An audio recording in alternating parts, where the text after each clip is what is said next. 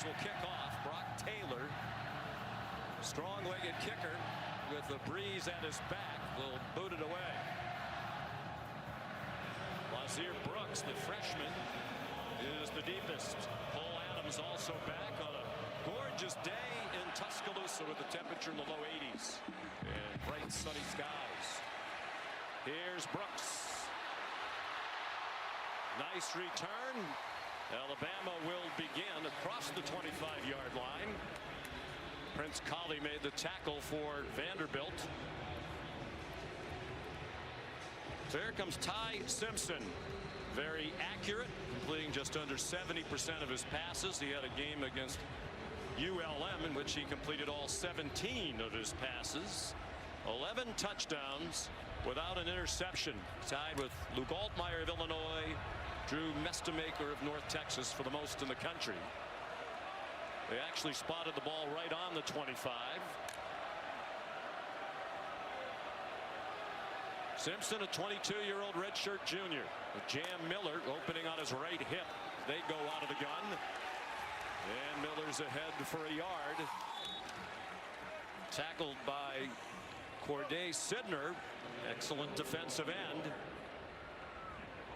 And part of a Vandy defense that's been very good, particularly against the run, giving up just under 80 yards per game to their opponents on the ground. And Alabama very aware of that strength. Vanderbilt in the front seven, very deep, very athletic, and difficult to run against. But Brian Grubb stresses the importance of staying patient and committed to the run in this ballgame. Jan Miller went out wide, then he came back to the left side. He took the handoff and has a first down. Alabama needs to get the running game going. It has sputtered in part because Miller missed the first 3 games of the year with a collarbone injury. A great job with a couple pullers out in front, right guard and Brailsford the center, getting out and getting a piece of Commodores. And if you talk to Ryan Grubb, they felt like last week against Georgia was their best game running the football. They felt like they were close. They have to get Jam Miller in one-on-one situations against secondary defenders, and that's a huge point of emphasis in this game. Ryan Williams went in motion.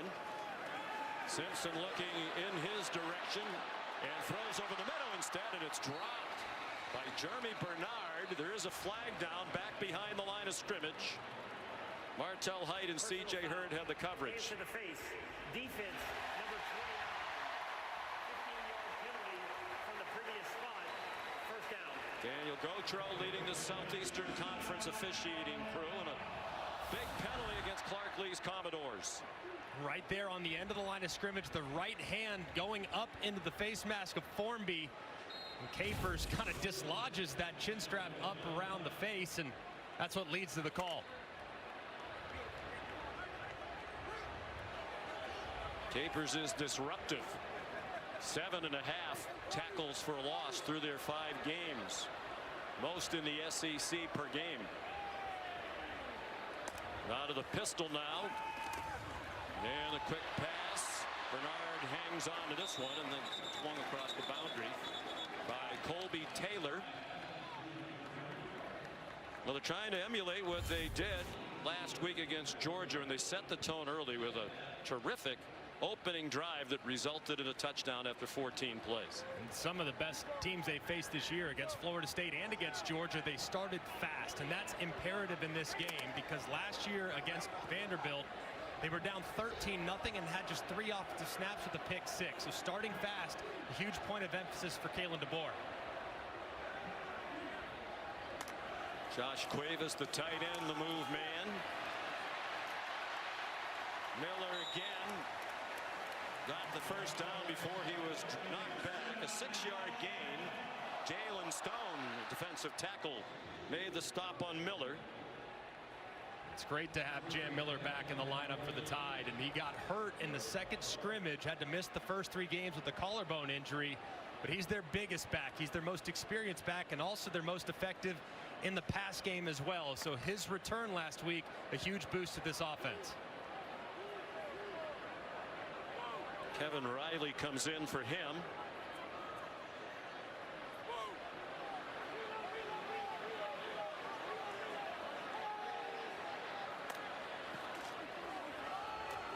Riley running left, trying to bounce outside, and he couldn't get there. Jalen Stone there again for the Commodores. Clark Lee's a defensive coach. Last year he was also his own defensive coordinator. He turned those duties over this season to Steve Gregory, who calls the defenses. There's Gregory.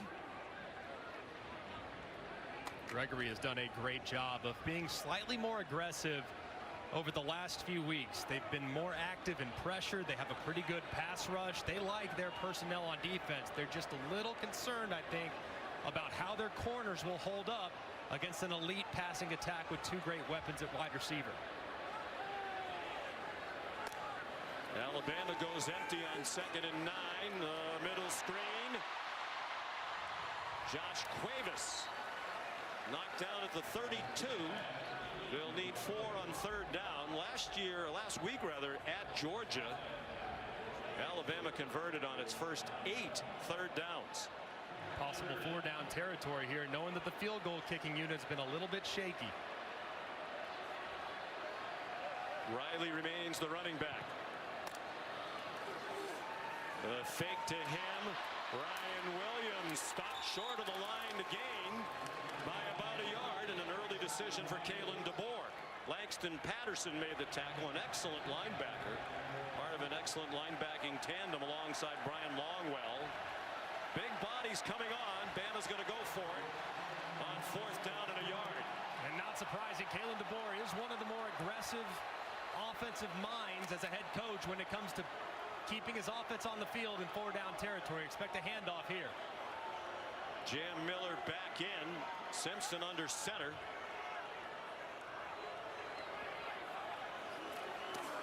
And they're going to be aggressive and throw a deep ball, and it's intercepted. Picked off by Martell Height. The first turnover of the year committed by Alabama. And the first interception thrown by Ty Simpson, who was trying to get it to Josh Cuevas.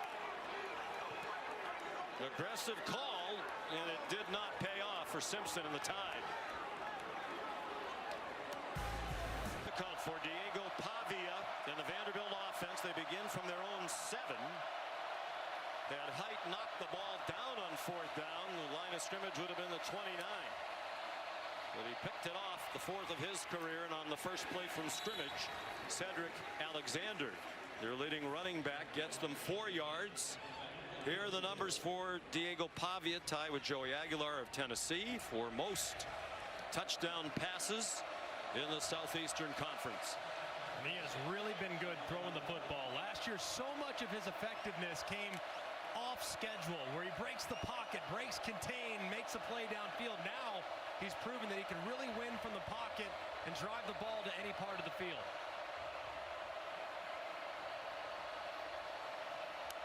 Graduate student from Albuquerque, New Mexico, on target to his best friend Eli Stowers, and it's an incomplete pass.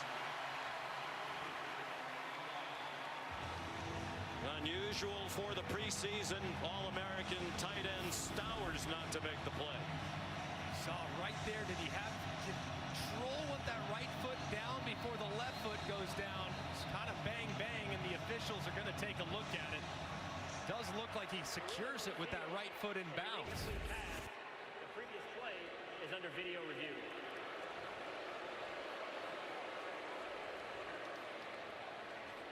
We'll hear from David Almond. Well, after replay review, the call was overturned. It is a catch, and it's a good overturn by David Almond. 1 foot in bounds, and he wasn't bobbling it. He's just turning the ball and bringing it into his body. So it's a gain to the 17 and just enough for a first down for Vanderbilt. Pavia out of the pistol now with Cedric Alexander behind him. 3 wide receivers on the field for offensive coordinator Tim Beck. Tristan Brown went in motion, and he makes the catch, and a tough run after the catch. Finally stopped just short of the line to gain by Deshaun Jones. 9 yards for Vanderbilt. Today's impact players are presented by the Home Depot. It starts with Eli Stowers in this passing attack. He's been so good at tight end. A lot like Evan Ingram in his skill set. Can run, can create kind of a jumbo slot. A really good player. And then on the other side, Yanze Pierre, who's been thrust into extensive action with the injury to Quay Russaw. But talking to Kane Womack, the defensive coordinator, they believe he might be their best pure pass rusher and one of their best players on defense.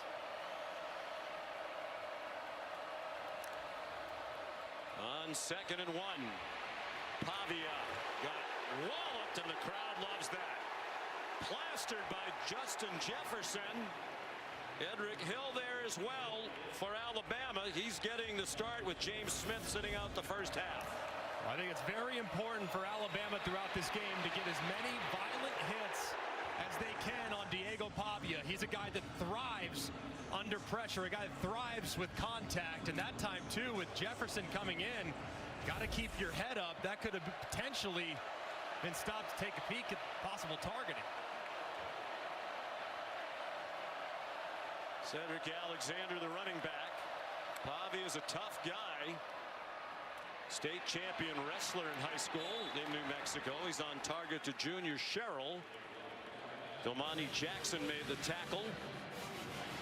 6-yard gain for the Commodores. This is such a difficult offense to try to face. Their offensive coordinator, Tim Beck, does such a great job creating hesitation defensively.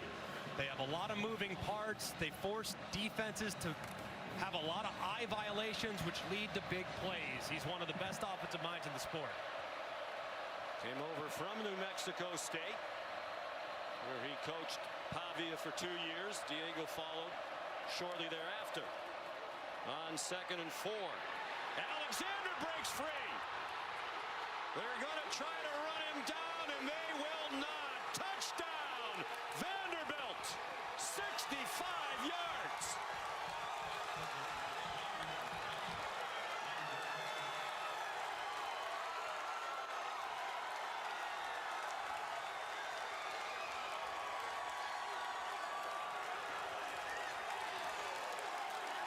That's been a problem for Alabama. They've given up some big runs.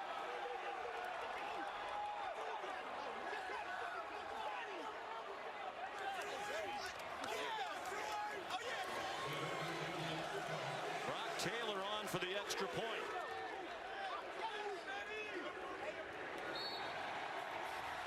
Vanderbilt with the ball for the first time goes 9. Diego Pavia ran the length of the field to celebrate with Cedric Alexander, the longest play from scrimmage of the season for Vanderbilt. A 65-yard touchdown. They went 93 yards on their first possession of the game. And they lead 7-0. As Brock Taylor kicks off for the second time. Returnable again for Lazir Brooks. Ran into traffic, bounced off it, and goes down shy of the 25 with a 17-yard return. Let's take a look at this last touchdown on the AT&T Connected Cam. If you look at these defenders, they are not fitting the run well in the secondary. Kane Womack has said the big problem is not with the front 7 when it comes to stopping the run. It's the secondary players. And that time, Domani Jackson, who's out wide, and Bray Hubbard, who's playing as the deep safety, they don't locate Alexander behind a really good initial surge from Vanderbilt's offensive line. That's a tremendous call, but really poor run fits from the Bama secondary. Which, as you said, the coaches have been talking about a lot. The run fits and the tackling in the back end. They're also not as big and strong and deep as they used to be up front of the Alabama defense. Simpson off target. Looking for Josh Cuevas. Molly? Well, Sean, after Martell Height's interception and after that touchdown, Vanderbilt players telling each other on the sideline the same thing. Do not let this game be close. Repeating quarterback Diego Pavia's prediction that this will be a lopsided game. Players embracing that belief, telling each other to prove everyone in this building wrong. You can see that they've really bought into that message in this game, Sean. It is a very confident team. They're determined to prove that it's not just talk, that they can back it up. They have so far stopped the 4th down with the interception by Height. Flag down as Jam Miller went weaving up the middle. Holding. number 72. 10-yard penalty from the previous spot. Remains second down. Parker Brailsford, the excellent center who transferred from Washington following Kalen DeBoer. Got to be a frustrating start for Kalen DeBoer. A poor decision from his quarterback, who's been lights out, and maybe the best player on the offensive line, Parker Brailsford, flagged with an early hold. First career interception for Simpson. He had thrown 180 passes without one. 3 years as a backup. This is his first year as the starter.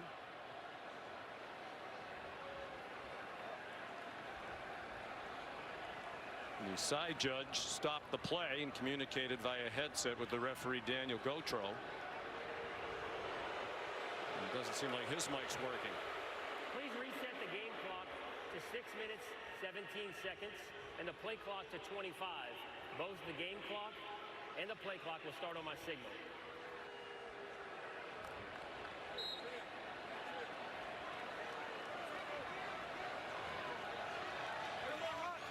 Second down 20.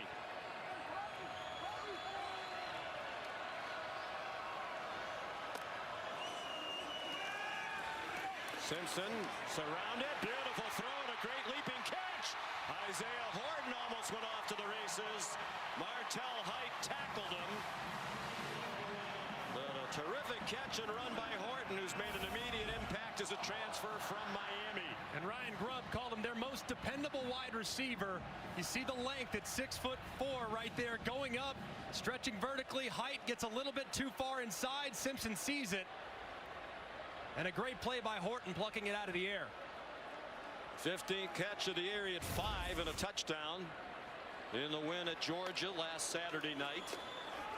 36-yard gain. Big hole. Jam Miller inside the 30.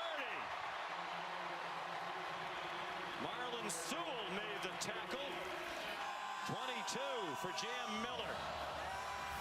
And a great job kicking out by the guard. Watch Vandermark, 56, how he kicks out the in man on the line of scrimmage. Capers sets the edge. Good follow there by Cuevas, and it's out the gate. And they're going quickly.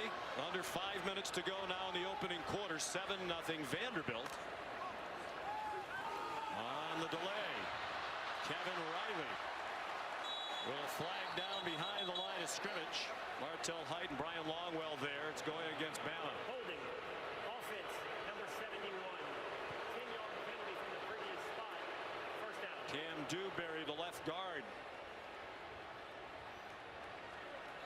Looked like Dewberry, who was engaged on the draw. It's right here, and as soon as looks like Riley tries to break to the outside, watch Dewberry's left hand grabs that shoulder and does not really let go. Drags the defender to the ground. Kalen DeBoer frustrated, though, with the call. Well, it looked like he tackled him.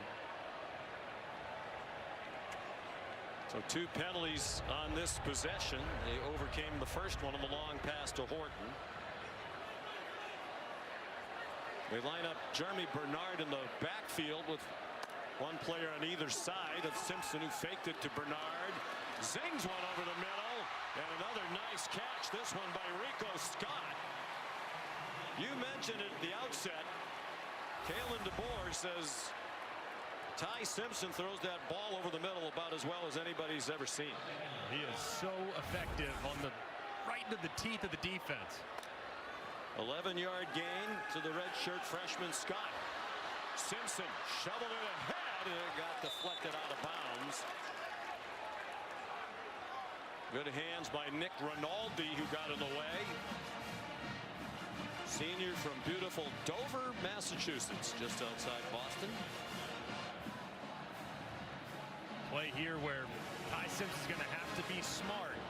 Right on the fringe of field goal range. You can think this point might get some pressure from Vanderbilt to try to knock you out. So the ball's got to come out quickly, and you absolutely cannot take a sack.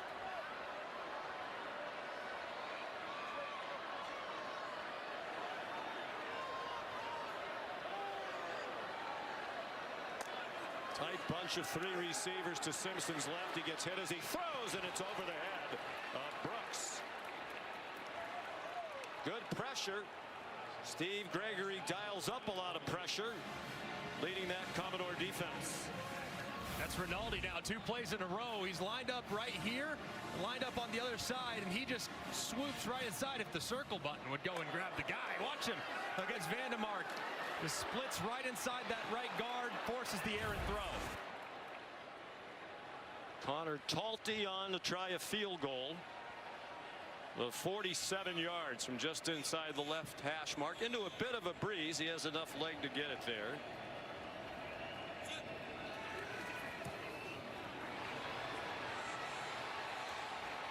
It is no good. So not much going right for Alabama through the first 11 minutes plus. An impressive start on the road for Vanderbilt. Like the snap was pretty good, hold was pretty good, and Talty just pushes it a little bit too wide to the right. That would have been a career long. As you saw, he had plenty of leg. Previous career best 1 yard shorter at 46. Clark Lee fired up, 2004 graduate of Vanderbilt. Both undergraduate and graduate degrees in political science. Played fullback at Vandy. He's a Nashville native doing a great job back in his hometown, thanks in large part to Diego Pavia. Here they come on offense again, but first the flag. False start. Offense number 70. 5-yard penalty. Remains first down.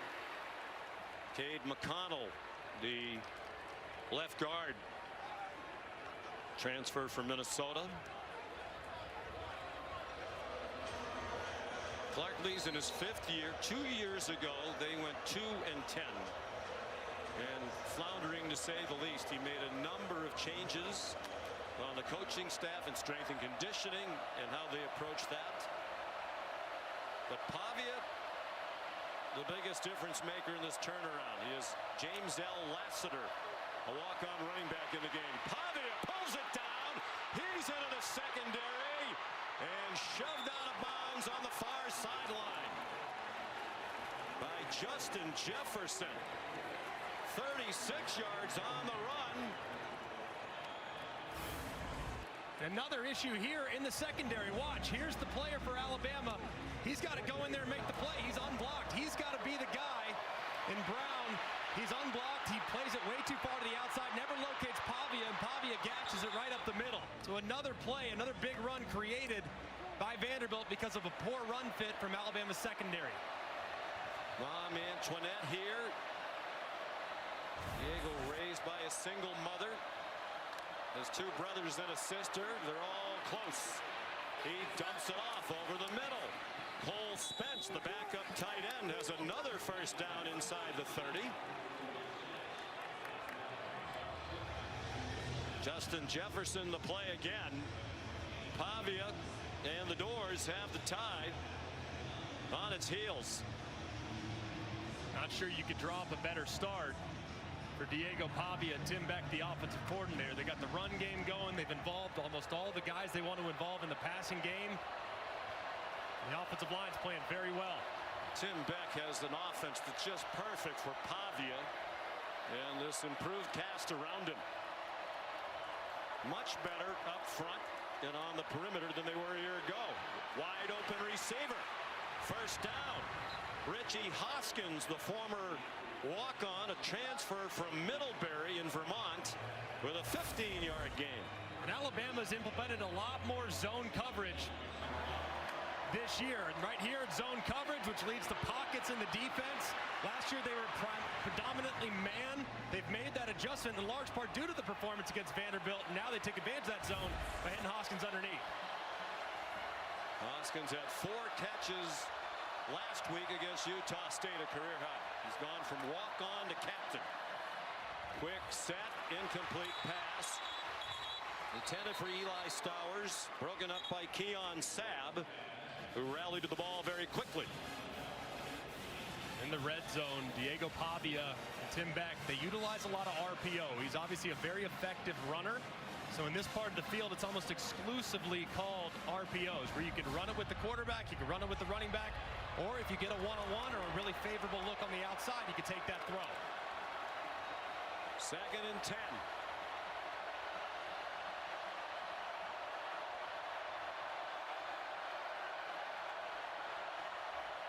Kylan Young, better known as MK, is the running back. Single coverage. Incomplete pass. An awful lot of hand fighting there. Xavier Brown and Junior Sherrill.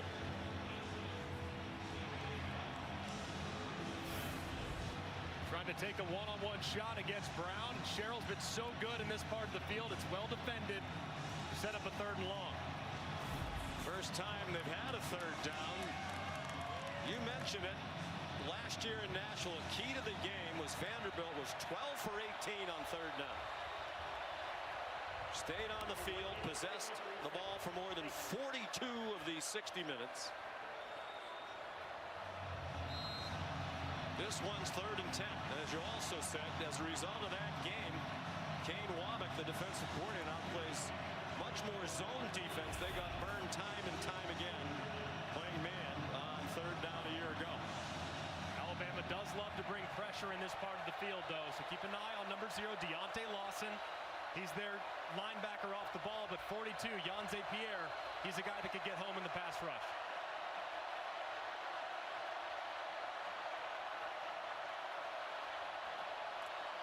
On 3rd and 10 from the 13. Pavia pulls it down. They yank the ball out. It's free inside the 10. Justin Jefferson pulled it out. A huge turnover for the Alabama defense.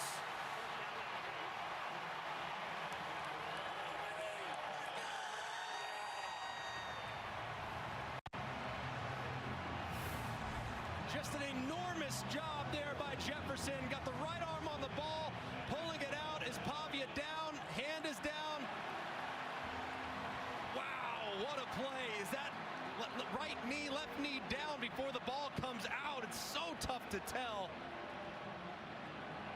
Tim Keenan recovered the fumble. You know that they're taking a close look at this. And based on all those looks, I just don't know if there's enough to overturn it. It looks like the ball's starting to come out, the knee's down there, but is the ball out at that point? It's a bang-bang play and a massive moment coming up for the replay booth. Justin Jefferson, the 5th-year senior from Memphis. Looked to me like the ball was coming out before he was down, just barely. Let's bring in Matt Austin, our rules expert, longtime SEC referee. Matt, good afternoon. What do you think? Good afternoon, Sean. I agree with you and Greg. I think the ball is starting to move just before his left shin contacts the ground. So I think this will be confirmed or allowed to stand or be upheld, I should say, as a fumble. And that's what it appears to be. Shin almost down, but not. One of the many things. After video review, the ruling on the field is upheld. First down, Alabama. Don't think they got that right. One of the many things Pavia does well is protect the ball. He very rarely turns it over. Last year, just 4 interceptions, the fewest that Vanderbilt had on record back to 1946. More amazingly, I mean, they almost never fumble. In the last 2 years, they've had just 4 lost fumbles prior to that last one. That's the 4th fewest in college football. So if you're going to rip it out, it's a rare occurrence against the Doors. Toss them at least 3 points. Their field goal kicker is terrific. Would have been interesting to see if Clark Lee would have gone for that on 4th down. So here's Jam Miller shaking free again. C.J. Hurd made the tackle. He's been outstanding as a first-year transfer over from FAU. 14 for Miller. And this is a great start for the offensive line in the run game, a group that has taken some heat. But with Jam Miller back, you see the vision immediately setting up blocks, fakes to the outside, cuts back to the left off Brian Longwell's pursuit, and creates another nice run on the ground. They have the freshman Michael Carroll now in at right tackle. They think he's going to be a great offensive tackle. Jam Miller lined up with a minute to go in the pistol behind Ty Simpson. The play clock reached 0. They just did get it off. And it's Miller ahead to the 26. There's Miller, Carroll rather, the freshman from Doylestown, Pennsylvania. Spent some time at IMG Academy in Florida.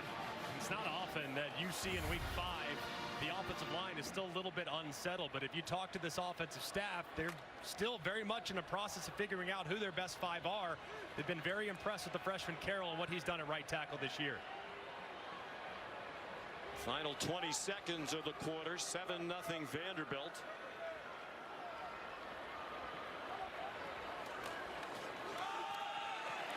Jam Miller into the secondary again. So both teams busting some runs. C.J. Hurd another tackle. Miller's up to 70 yards rushing.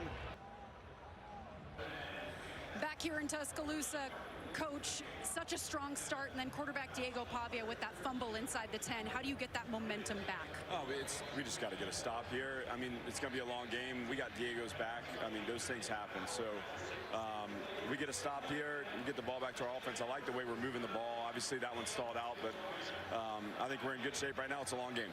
Thank you, Coach. Thanks. Each quarterback has turned it over once. Both came in very good at protecting the ball. There's another good run for Alabama. It's Kevin Riley in for Miller. 4 plays on this drive for Alabama, all of them runs for a total of 38 yards. C.J. Hurd's been busy in that secondary making tackles. Yeah, he has. And C.J. Hurd's an electric player there at the back end. He is a heat-seeking missile coming down from the back and making plays at the line of scrimmage. So if those safeties start to get nosy, that's when Ryan Grubb might want to dial up the play-action shot downfield. On 2nd and 2, that one dropped for a loss. Riley taken down by Singh. Joshua Singh, graduate student from Hawaii. Loss of a yard on the play. A big 3rd down call for Ryan Grubb, back with Kalen DeBoer after 1 year with the Seattle Seahawks last season. 2 high safeties might be checking a run here. Riley, the running back. Simpson likely changing the play. The play clock's running down. Apparently just got it off again. He throws. Good call by Simpson. And a beautiful throw to Jeremy Bernard. Another tackle for Hurd. 17 more for the Crimson Tide. That was a great job by Ty Simpson. He recognizes, hey, looking like it's going to be a run with 2 high safeties. Oh, wait, hang on a second. Keep an eye on this guy. He's blitzing. I'm going to check it. I'm going to beat him with the throw. Sees it, delivers it. Perfect strike for the conversion. To Bernard, another transfer from Washington, who Ryan Grubb says is the best player on their team. Can do it all on offense. Said if you gave him 2 days, he could be your starting safety. Jam Miller patiently waiting for room and didn't find any. Well, not surprising that Simpson would be good at the line of scrimmage. Smart young man. He's the son of a coach. His dad is Jason Simpson, 20 years the head coach at Tennessee Martin, longest tenured coach in the Ohio Valley. And they are very close. I asked him, did you ever think about playing for your dad? He's one of the most highly recruited quarterbacks in the country out of high school in Martin, Tennessee. He said, no, my dad said, that's not happening because you're not coachable. Well, I think he probably is coachable for Kalen DeBoer, but not for Dad, right? Can't do that. Looking like a pressure here, and Kalen DeBoer's going to have to call a timeout. Yeah, maybe too much at the line is Carson Beck, completing 73% of his passes. He's a first-year transfer from Georgia. FSU team averaging 53 a game, best in the country. Simpson running the option, and he's collared and swung down after a short gain by Zaylen Wood. Ty was deemed to be a dual threat quarterback coming out of high school in the class of 2022. He was the 2nd highest ranked dual threat quarterback behind only Cade Klubnik. Now at Clemson. And he is a very effective runner, especially in third down situations. So if you're too dedicated to the passing, get overly aggressive with your pass rush, that's when he can hurt you. But probably have 2 downs to get it here if you're Ty Simpson. They need 7. This is the 9th play of the drive after they stripped the ball from Diego Pavia inside the 10. Simpson again. Zaylen Wood again. No gain on that play. And it does look like Kalen DeBoer is going to go for this on 4th down. They're lining up quickly. Vanderbilt still getting set. And Vanderbilt's going to call a timeout. You can see their players a bit confused as they were milling around. The defense trying to have the back of Diego Pavia. Sean McDonough, Greg McElroy, Molly McGrath back in Tuscaloosa. Alabama down 7-0. Going for it on 4th down and 7 at the Vanderbilt 35. Vanderbilt showing pressure right now against an empty look. Looks like at this point going to be some type of blitz man from Vandy. They'll bring Jam Miller back, make an adjustment, get to a blitz beater, and then Vandy will check as well. The chess game ongoing. Jam Miller went back to the left side of Simpson. Given time, has Josh Cuevas. First down, knifing through traffic and finally tackled inside the 20 at the 17. 18-yard play. They're now 1 for 2 on 4th down. They threw an interception on 4th and 1 in the first quarter. And a great job recognizing all these Vanderbilt defenders showing pressure. Ty doesn't panic, just goes through his progression, hits Cuevas in stride, and a decent block there by Bernard to get just enough of the defender to allow Cuevas to get past him for the conversion. And some poor tackling by the Commodores in that secondary. 15 yards after the catch for Cuevas. He went in motion, almost collided with Simpson. And Jam Miller ducked down inside the 15-yard line.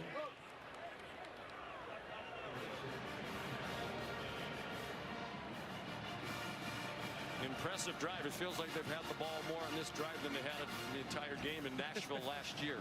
They had the ball for fewer than 18 minutes. Started with the Pavia fumble stripped by Justin Jefferson. It looked like Vanderbilt was poised to take a 10-0 lead. Right now that play stands as the biggest in the game. Like man coverage for Vanderbilt. Might get a shot at Ryan Williams up top. Simpson steps up, fires Ryan Williams in the back of the end zone, a touchdown.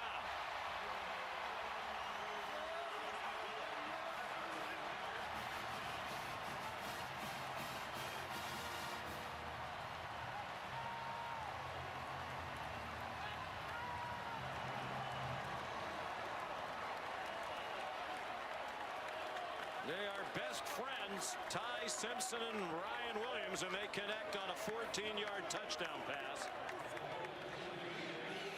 Capping an outstanding 92-yard drive. 12 plays. They had it for just under half the quarter. 7:24. Connor Talty's extra point ties it. 3rd touchdown catch of the year for Ryan Williams. And the 12th thrown by Ty Simpson. And just an outstanding job here by Ty Simpson negotiating the defender. It looked like Capers going to get him. He doesn't. And it's pretty well covered. And boom. As soon as Ty Simpson steps up, he makes the guy miss. And Ryan Williams uncovers. Really well done on the peel route. Back against man coverage. But it was really all made as a result of the time bought by Ty Simpson there in the backfield. A great feel from Ryan Williams uncovering and a strike thrown. And the catch made by Williams, pulling it into his body. He's had an issue with drops.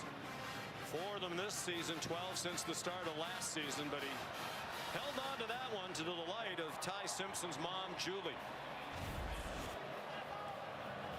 So we're tied at 7. Talty the kickoff. And it'll be a touchback. Diego Pavia from Albuquerque. No FCS or FBS offers out of high school, so he went to a junior college. New Mexico Military, won a national championship there. Went to New Mexico State for 2 years, turned that program around, was the Conference USA Offensive Player of the Year. Last year to Nashville, SEC Newcomer of the Year, as he led them to a winning season and a bowl game and a first win ever over a top 5 team, #1 Alabama. They're 1-61 all time against the top 5, playing a top 10 Bama team today.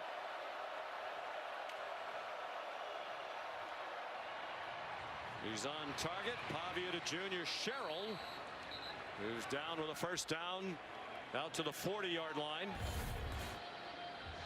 Well, before he got to New Mexico State, they were 9-30 in the years before his arrival. They went 17-11, including 10 wins for just the second time in school history in 2023. He was 14-9 as the starter.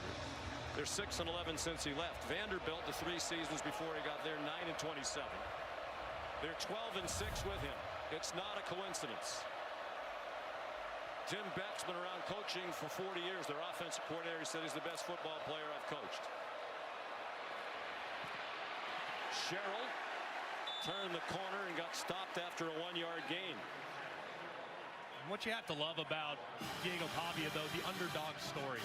And the guy that, like you said, Sean, 0 offers coming out. He was actually playing against the guy that New Mexico State was offering in the JUCO National Championship. Outplayed him so significantly that Tim Beck decided to change her mind and take Pavia instead. What a decision it was.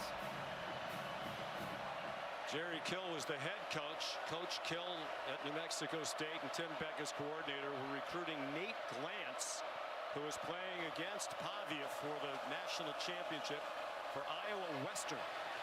They were going to throw a screen back across the field. It was very well defended by Yanze Pierre. So Pavia threw it away. There's no foul for intentional grounding. Number 6 of the offense was in the area. It'll be 3rd down. And a great job, like you said, Sean, of Yanze Pierre. He's a pass rusher, but in this case, he's asked to just cover. And he does a great job of that. Goes and takes away the tight end, talks Pavia out of it, and forces 3rd and long.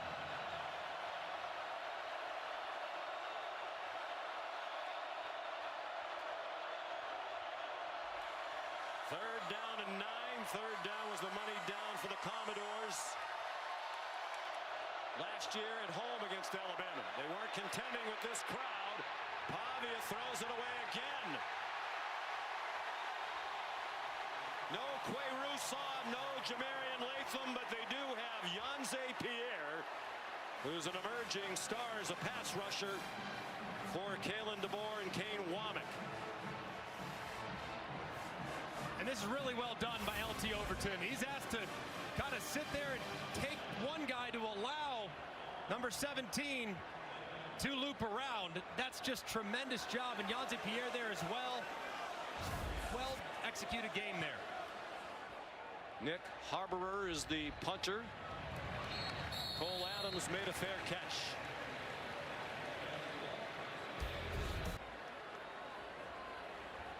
Taco Bell Live Más student section. Only one student section can claim the title of Live Más student section of the year. Who will take home the trophy this year? University of Alabama. Enrollment of more than 42,000. Tied offense back on the field in a 7-7 tie midway through the 2nd quarter.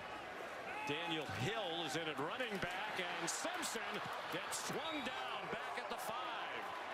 First sack for the Commodores. It comes from Joshua Singh.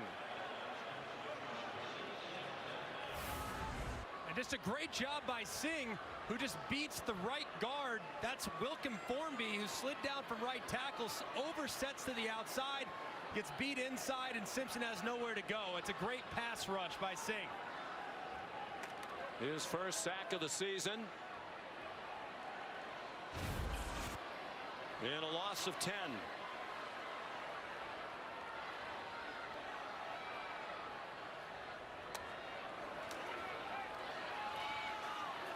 After the fakes, Jam Miller stopped for a 1-yard gain by Brian Longwell. There's Steve Gregory, terrific player at Syracuse. Went on to an 8-year career with the NFL. Spent time with the Chargers and the Patriots. Kind of got into coaching by accident. He moved back to Syracuse after his playing days with his family.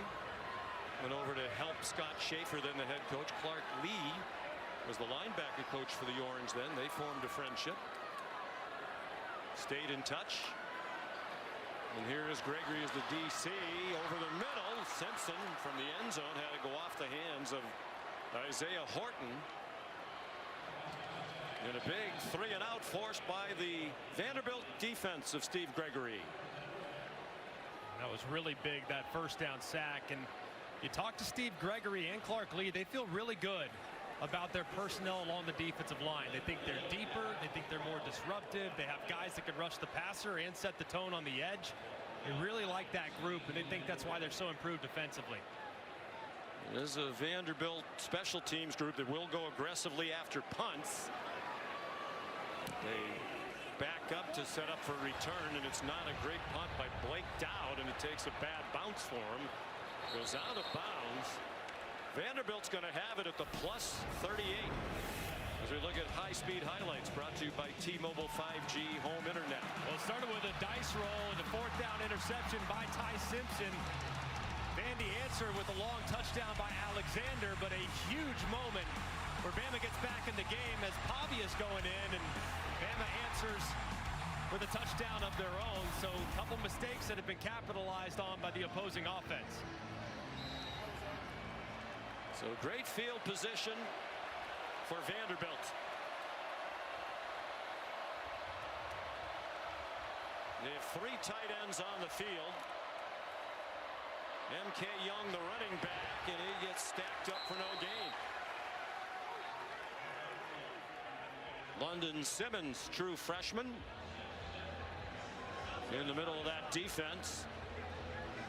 A couple times where Simmons has shown up and Kelby Collins has shown up, and their presence has been pretty big these last couple drives, especially knowing that James Smith, the outstanding defensive tackle, he'll return to that defense in about 5.5 minutes.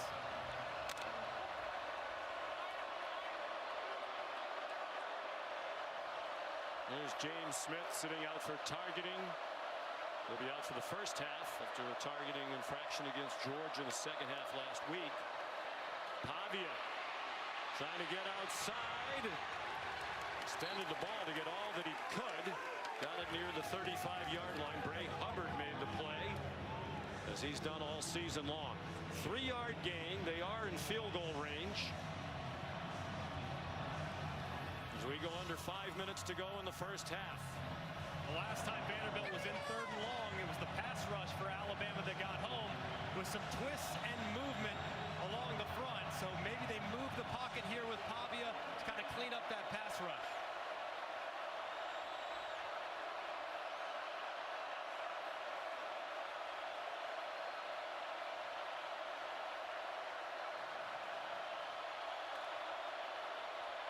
Here comes a blitz. Pavia gets it off for a first down. Richie Hoskins, another catch. They needed 7, they got 9. And a lot of pressure coming from depth, but Pavia does a great job of buying time to allow this receiver to uncover. Look how he sets it initially, backs up a little more, and hits Hoskins on a nice breakout as the progressive pylon cam shows you the accuracy and the toe tap on the sideline.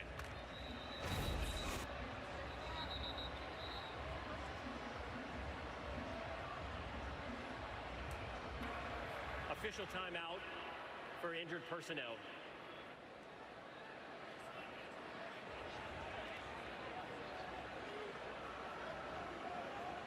I think it might be a member of the chain gang.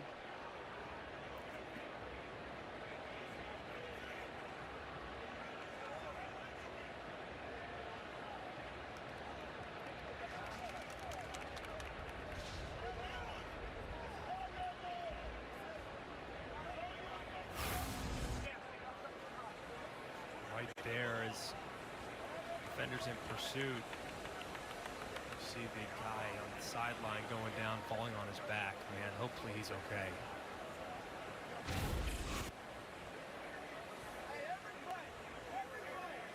Alabama medical staff there to tend to him very quickly. And good to see him being helped to a seated position. 25 seconds. Both the game and the play clock will start on my signal. Let's check in the studio with Kevin Nagandi. Sean, thank you so much. State Farm halftime report is just minutes away. Booger McFarland, Kevin Nagandi here. Texas in some serious trouble in the swamp against the Gators. Highlights coming your way, plus a preview for Florida State, Miami. Speaking of trouble, what is going on in Pasadena? Penn State trailing big time on the road against a winless UCLA team. Who says coaching doesn't matter? UCLA makes a coaching change, and all of a sudden, Nico Iamaleava and the Bruins are playing inspired football, Kev. How about this score? 24-7 UCLA right now in the first half against the Nittany Lions. Back to you.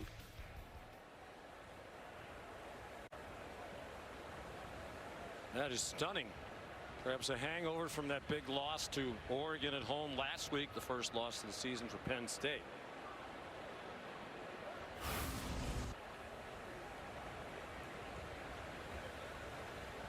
Here's another look at the reason for the stoppage. Unfortunately, the gentleman who got knocked down hit his head very hard, the back of his head, into the ground.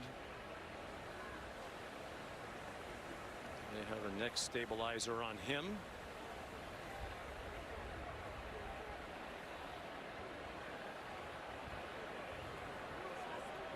So many people go into the administration of a football game, and always like when we're down on the field talking to people like the Chain Gang, who are just as thrilled to be here every Saturday as the players and coaches and fans and broadcasters and everybody else.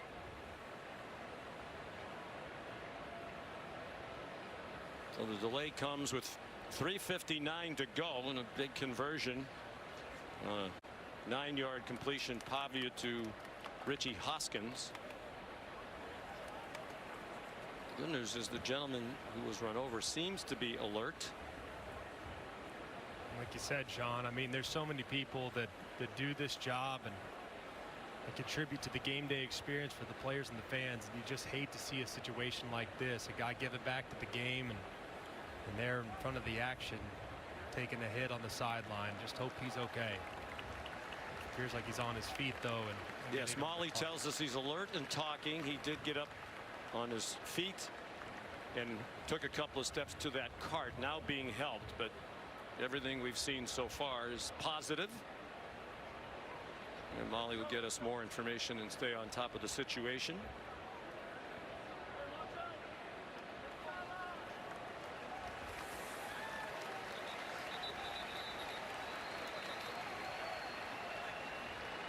So perhaps a break for Kalen DeBoer's defense on their heels a bit after the first down conversion.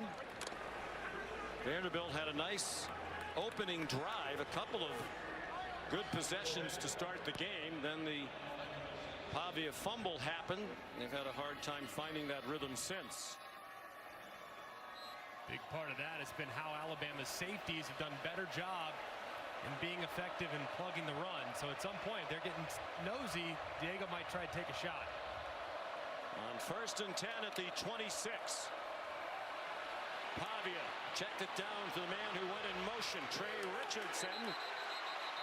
Got back to the line of scrimmage, and then he was driven back by Deontay Lawson and Justin Jefferson. No gain on the play. We're told the gentleman who was injured on the sidelines is Kirby Michaels, and Molly will certainly keep us up to date as he gets additional medical attention. 2 timeouts for each team.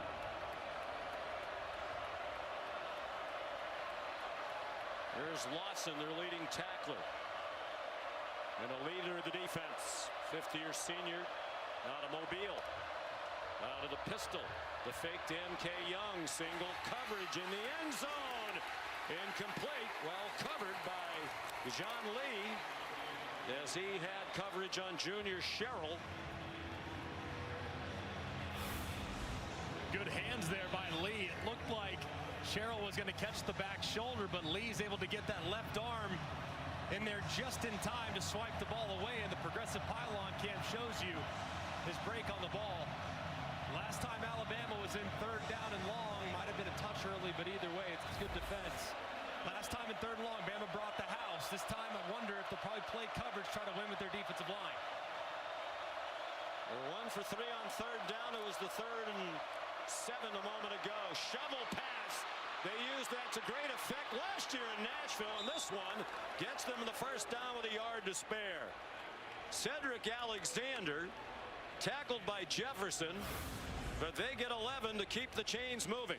And a great job here. It's a really nice design from Tim Beck. They hit the shovel pass with the tight end last year coming across the formation. This time they faked the run to the right, roll Pavia to the left, and hit the shovel pass. Same exact play, just from a different presentation, and equally effective to last year.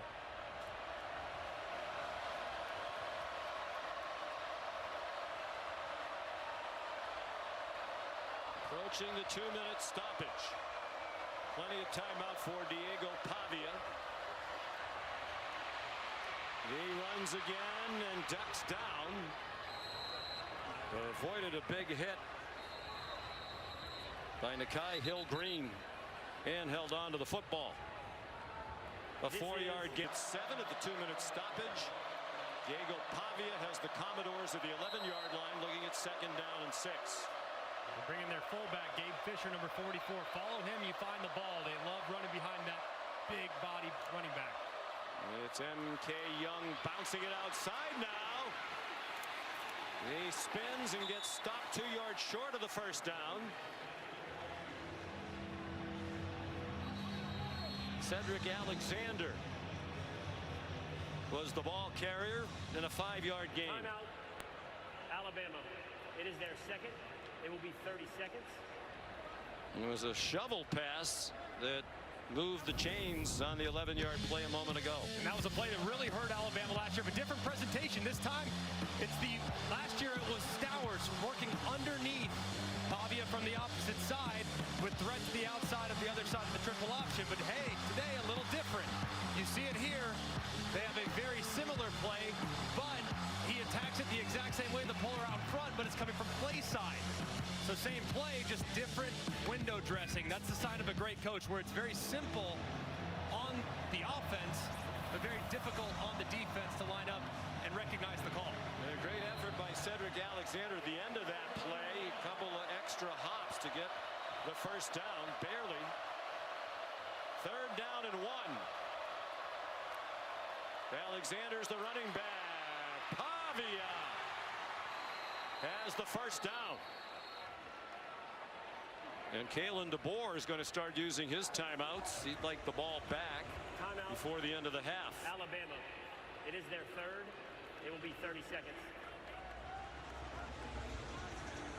And another good effort, just like Alexander moments ago at the end of the shovel pass. Terrific effort as always by Pavia.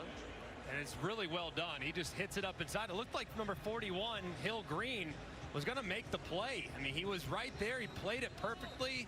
He goes low and tries to hit Pavia, but he maintains his balance to stay upright long enough to convert 3rd and short.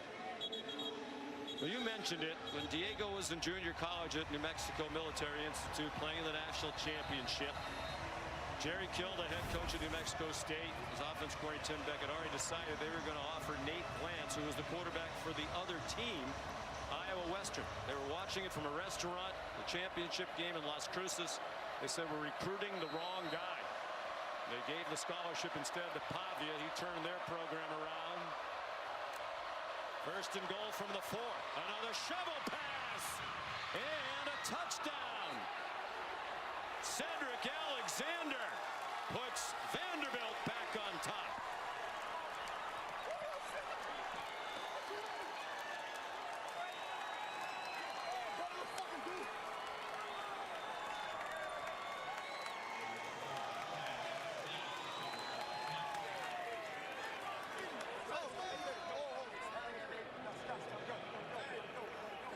Second touchdown of the day for Alexander. who scored at least one now in 5 of their 6 games this season. 9 total in this, their 6th game of the year. The extra point good by Brock Taylor.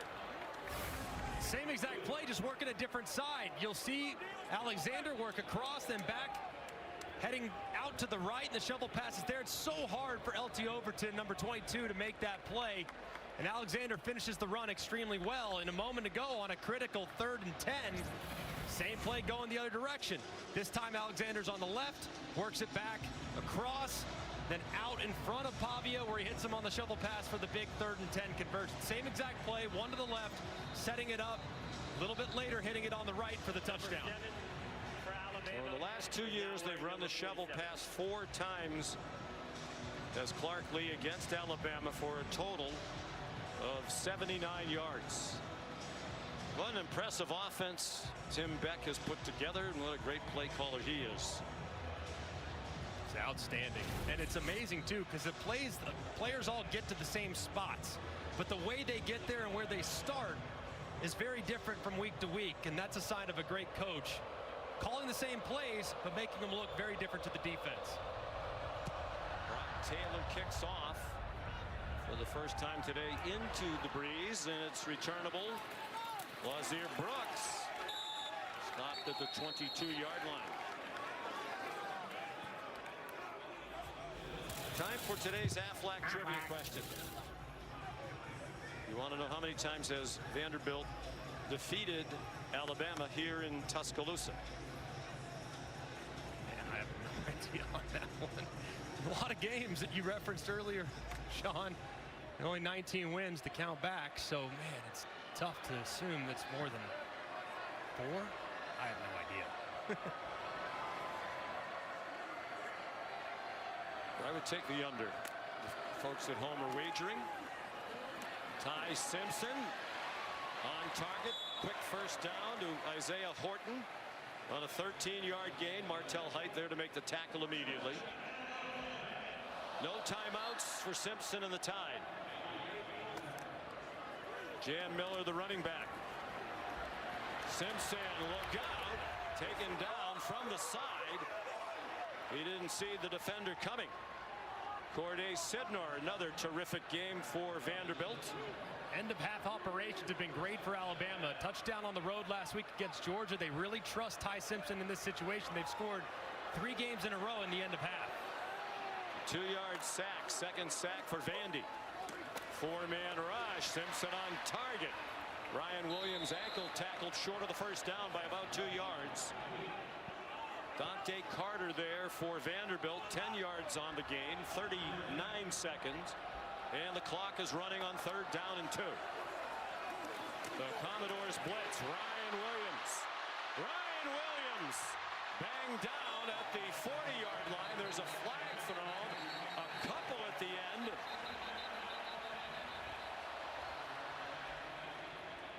And you wonder if this is for a targeting at the end of a 17-yard play.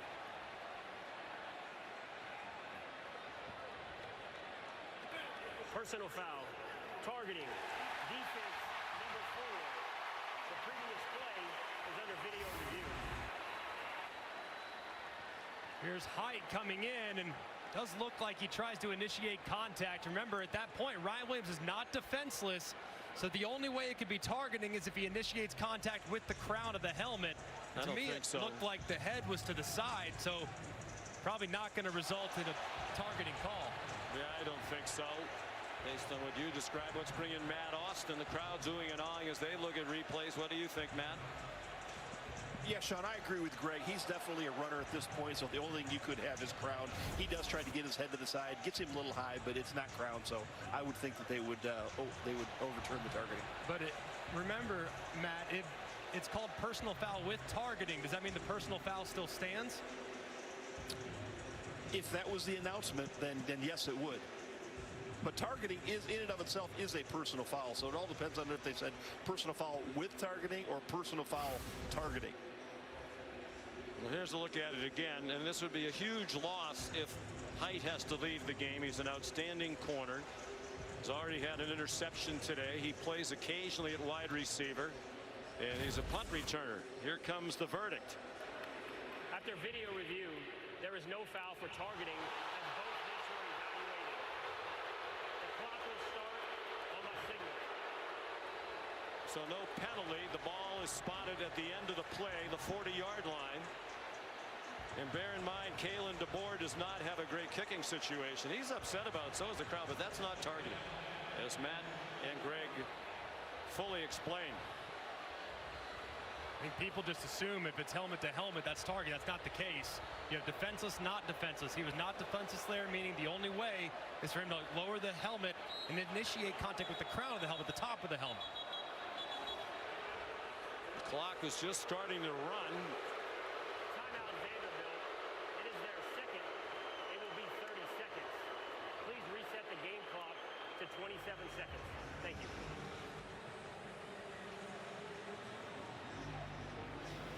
So during the timeout, we'll answer the Aflac trivia question. We want to know how many times has Vanderbilt defeated Alabama here in Tuscaloosa.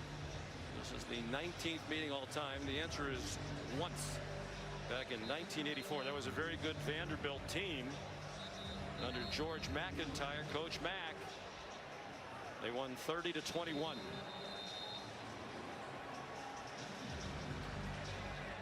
Kalen DeBoer has his hands full for the second year in a row with this Commodore bunch.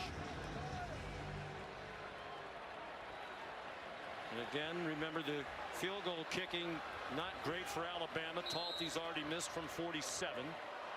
He's just 4 for 7 on the year. In this day and age is not very good. Simpson given plenty of time. Out of bounds. Jeremy Bernard. They are now in field goal range. 13 yards. Colby Taylor had the coverage. Simpson 4 for 4 on the drive.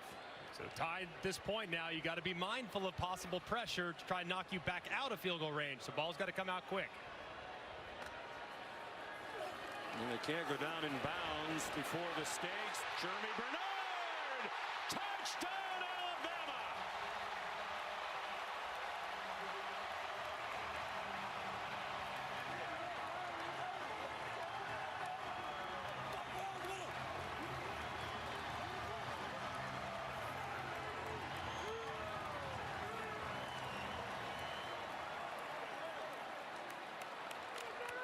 Simpson outstanding on the drive. Bernard a 27-yard touchdown catch. Kalen DeBoer deserves credit for using those timeouts to save some time for the offense.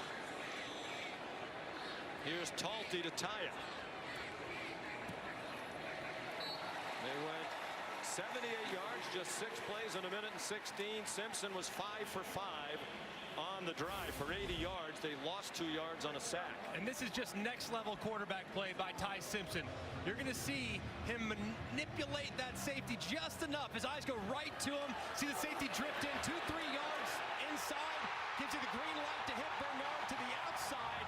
That's a great job of Ty Simpson manipulating that safety, bringing him in just a touch to know he has Bernard down the sideline with the full head of steam. And it's perfectly thrown and accurate to allow Bernard that momentum to continue through the catch. Senior from Las Vegas. Played for Michigan State, Washington, and now Alabama. And he has his 5th touchdown catch of this season. He's had one in each of the last 4 games. Tie game in the final seconds of the half. It'll be a touchback. You think they'll take a knee with only 1 timeout left? They like to be aggressive, and this guy is a swashbuckler to say the least. You could just see Diego Pavia running around for about 10 seconds and heaving an 80-yard bomb in the air. Nothing with him would surprise me, but just a tremendous first half of football. Some mistakes, some things cleaned up, and great 2-minute operation from Alabama to go into the half tide. Pavia lined up to take a knee, 11 of 16 for 88 yards passing and a touchdown. Ran for 53 on 6 carries, but did have that big lost fumble, and they were driving already up 7-0.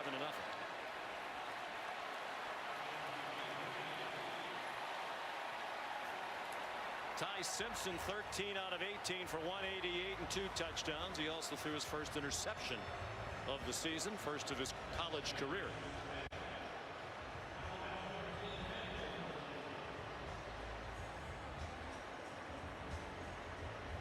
Here's Molly with Clark Lee.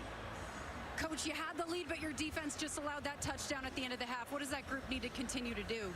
Well, you got to give them credit. They executed on a 2-minute drive. We didn't. I mean, we needed to get pressure on the quarterback and get the ball tackled in bounds, and probably need to tighten up there at the end. But hey, it's a 14-14 game. We get the possession coming out of the half.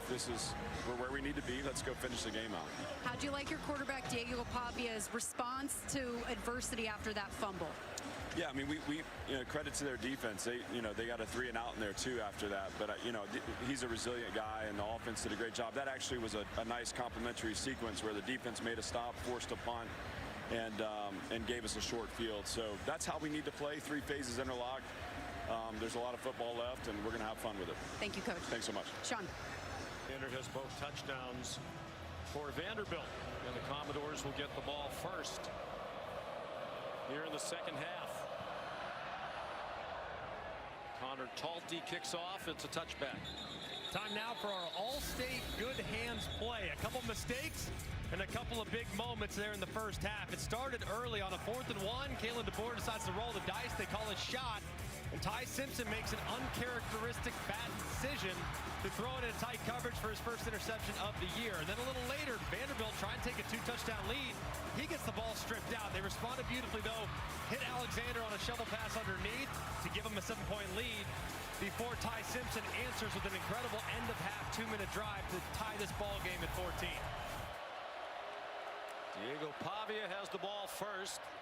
Comes out after the play fake, and a nice throw to Junior Sherrill for a first down. 14 yards. Sean McDonough, Greg McElroy. What do you look for in the second half? I think the big thing for Alabama, the safeties and the secondary players have to be better when it comes to filling run gaps. They got gashed a couple times on the ground, also on the shovel passes, because those safeties weren't in the spots they needed to be. Then for Alabama, they got to get back to running the football a little bit. Vanderbilt made some adjustments up front to take away the run game, had success, which opened up the pass. The pistol with Cedric Alexander, the running back. He got the call, and he gets wrestled down after a pickup of 2. Here's Molly McGrath. Well, Alabama head coach Kalen DeBoer told me he wants his defense to set the tone here by being disciplined and physical. He said they're moving our guys up front at times, and we need to fight back with physicality, not allow some of those explosive runs that we allowed in the first half. And he stressed that defensive tackle James Smith, returning from a first half suspension with fresh legs, will be huge and give his team a confidence boost in the second half, guys. He is not on the field yet. Second down and 8. A touchdown run by Alexander was 65 yards. One of those plays Molly and Kalen were talking about. Sherrill couldn't hang on at the 50-yard line. He was right along the line he needed for the first down. Rare drop by Sherrill, and 3 touchdown catches last week against Utah State, all in the first half. A big one, too. Just took that eyes off the ball a little bit there at the end to set up the 3rd and long, and they got a couple times. Bama did on the shovel pass in the first half. See if Vanderbilt thinks about going to it again. Probably unlikely. You would think the Crimson Tide defensive coaches talked about that. Alexander's the running back. He's now had a receiving and a rushing touchdown in 3 of the last 4 games. They're 3 out of 5 on 3rd down. Pavia wrestled down from behind, short of the first down by about 4 yards. Run down by Kelby Collins. And the punt team will come on for Vanderbilt. That was an excellent job by Alabama's defense. As soon as Diego Pavia takes off as a threat to run, that's when they got to be disciplined in coverage. They stayed true to their coverage identity, stuck with their receivers, and the defensive line makes the play. Great start for Kane Womack. Second punt for Nick Harborer. Cole Adams tackled immediately at the 11-yard line. 49-yard punt. And the tackle made by C.J. Hurd. So Alabama had the ball in the first half for 18 minutes and 23 seconds. That's longer by 31 seconds than they had it for the entire game last year in Nashville when they were upset by the Commodores. You talked to Kalen DeBoer. He stressed the importance of controlling some of the tempo and not leaving their defense on the field too long. They've done a pretty good job with that with their offensive approach today. Jam Miller, the running back. He had 73 yards rushing in the first half. They faked it to him. Here's Josh Cuevas up and over for a first down.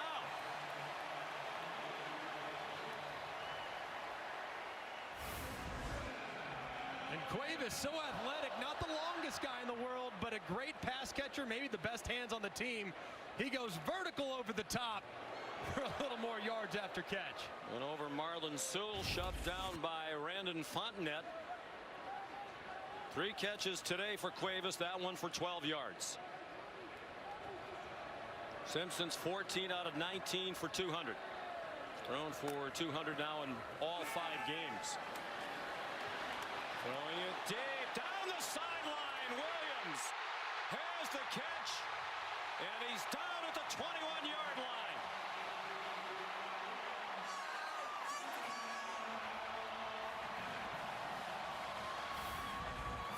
Yards. They mark him down at the 22. And a great catch here by Ryan Williams. Ball just ever so slightly underthrown. He goes back, makes a guy miss. And Ryan Williams, who's taken some criticism throughout this season because of some drops and inconsistencies, answers with a big play. He's also, as usual, made a number of big catches. The drops aren't for lack of effort. He's always doing extra work with the jugs machine. They've worked with him on keeping his eyes on the ball all the way through the catch. Miller. Tackled by Brian Longwell. I think when it comes to Ryan Williams, too, it's easy to get caught up in some of the low points. But if you just focus on the high points, remember, this young man is still a young player. And young guys are going to have some high highs and some low lows. His highs have been outrageous. He has also had some low lows. At some point, though, as he moves forward, that floor will rise. He's a guy that Kalen DeBoer has tremendous amount of respect for and belief in. Just 18 years old, played all of last season as a 17-year-old. With 48 catches last year. That's 5 today for 98 yards and a touchdown. Jam Miller stopped for no gain. Langston, Patterson, and Jalen Stone there.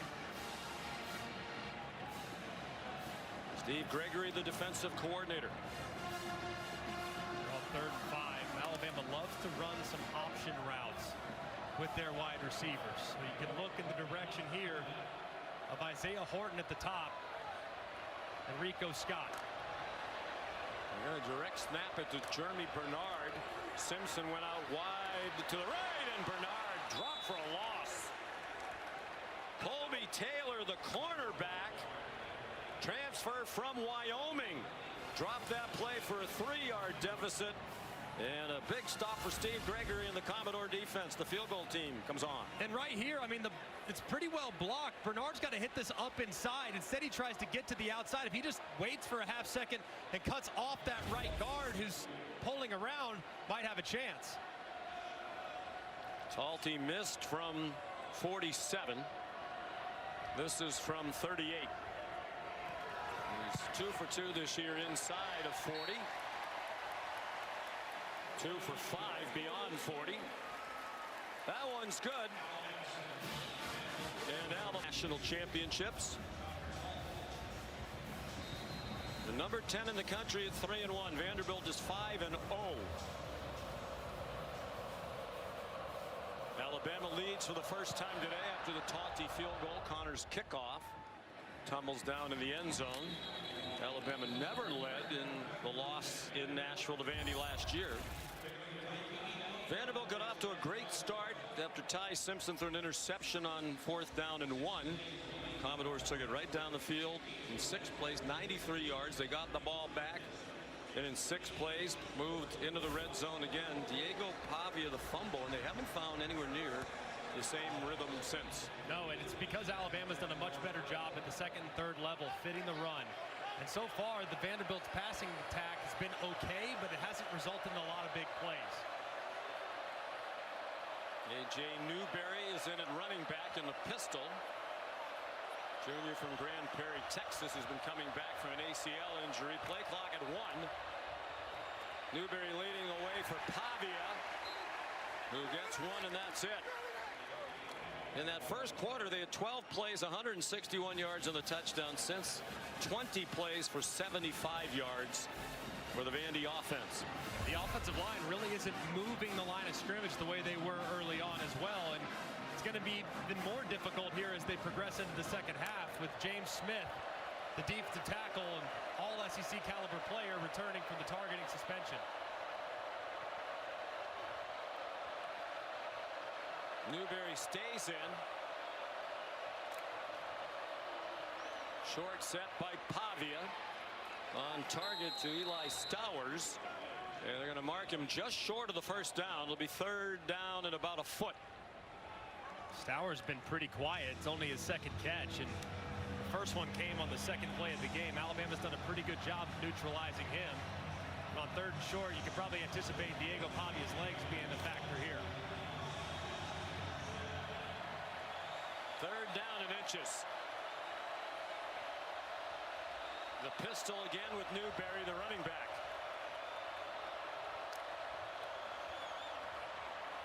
Pavia in trouble, dropped for a loss. Domani Jackson up from the corner. Yanze Pierre was running him down. All they needed was 6 inches, and they ran a slow, wide play. This is a great job by Pierre. Watch his eyes in the backfield the entire time. If he is watching Diego Pavia, keeping his shoulders square, and then as soon as Pavia pulls it, he closes, makes the play. Do you like the play call? I would rather just run right at the middle as opposed to a read. I think Pavia is strong enough to get downhill. Nick Harbor, another punt. Cole Adams, a fair catch. 49-yard punt. They were rolling on their Denny Stadium. Alabama leading 17-14 midway through the 3rd quarter. And the Tide with it 1st and 10. Their own 21. Ty Simpson's completed his last 7. Alabama's now thrown as a team from 250 plus in every game this year. Simpson dodged the rush, steps up and fires on target. Lazir Brooks to the 49-yard line. 30-yard gain. Again, the athleticism of Simpson making that play happen. Just a great job by Ty Simpson negotiating the rush initially. This is beautiful. Steps up, goes, buys time. But look, he notices that there's a defender out to the outside. So he has to hold up the receiver just a little bit. But to flip his hips, to get that left shoulder around is extremely difficult. First catch of the day for Brooks for 30 yards. True freshman from Millville, New Jersey. Slant doesn't connect with Isaiah Horton.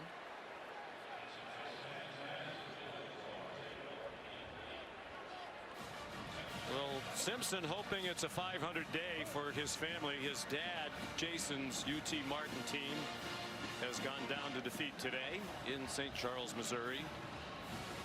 Julie Simpson, Jason's wife, Ty's mom, not happy about that. Undoubtedly, she knows they lost 30-14.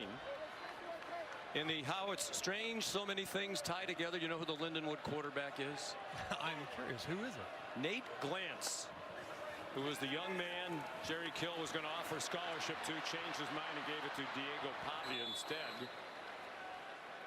Ty goes to the 49-yard line. After Glantz didn't get that scholarship in New Mexico State, he went to Iowa State, he went to McNeese State, now he's at Lindenwood. And he beat Ty Simpson's dad today. Small world. I mean, 6 degrees of separation. Really crazy. What's amazing too is Pavia asking him, "Hey, who is the guy that you played?" He goes, "Nick Lance." I mean, he answered within 2 seconds. They said his coach at New Mexico Military told him, "Well, just go out and outplay him today, and we'll see if those New Mexico State coaches and Jerry Kill change their mind and offer you the scholarship," and they did. Jerry's now here as a chief consultant to Clark Lee. Simpson on 3rd and 9, a lot of time, and on target to Bernard. Well, there's a quarterback playing better in the country right now than Ty Simpson. I'd like to know who it is. 19 yards and a nice catch by Bernard. And a great job, too. It's 2-man with a little robber underneath. He knows Bernard's a great route runner, and as he tries to attack defenses, he attacks from the inside out. So many college quarterbacks go outside in where they want to win outside the numbers, but Ty Simpson goes right in the teeth and makes a great throw. Kalen DeBoer and Ryan Grubb were talking about that when they had Michael Penix at Washington, a terrific quarterback, 1st-round pick. He preferred to throw it to the sides of the field, very rarely over the middle. Simpson, terrific, throwing the ball between the hash marks, running out of time, ran into his own man as he tried to escape. Finally taken down. The ball is out. There is no whistle.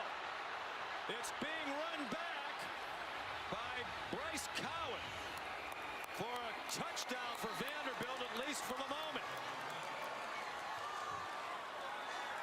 But the officials let it go. You can always go back and change it. But once you blow it dead, you can't. Ty Simpson convinced he was down. Take a look at it right there. Yep, wrist is The down. ruling on the field is a fumble recovered by the defense, returned for a touchdown. I think he might have been down a couple of times. But the officials did it right. That's the right way of doing it. Allow it to uncover, let them score, and then clean it up on the back end. That's the correct way of officiating a play like that. Zaylen Wood tripped him out. The previous play is under video review. Crowd convinced as they look at the board that it was a fumble. And let's bring in Matt Austin. Matt, what do you think? Well, I do think he ends up being down. Now, the first contact with the ground was his wrist. The wrist is considered part of the hand, so that would not put him down. It would have to actually be his forearm. But as you saw, he stumbled forward. I do think the full forearm hit with him still having control before it came out. So I would think they would overturn this. And the ball didn't come out till his forearm hit the ground. So he should be down. They'll have to figure out where to spot it. But what a competitor he is.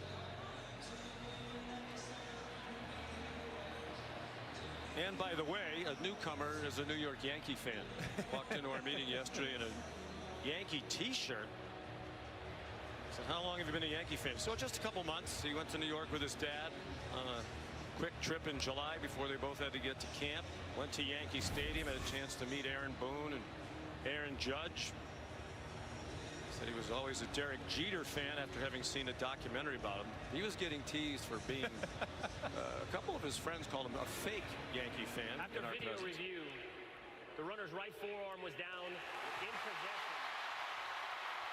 Prior to losing possession, the ball will be placed at the 33-yard line.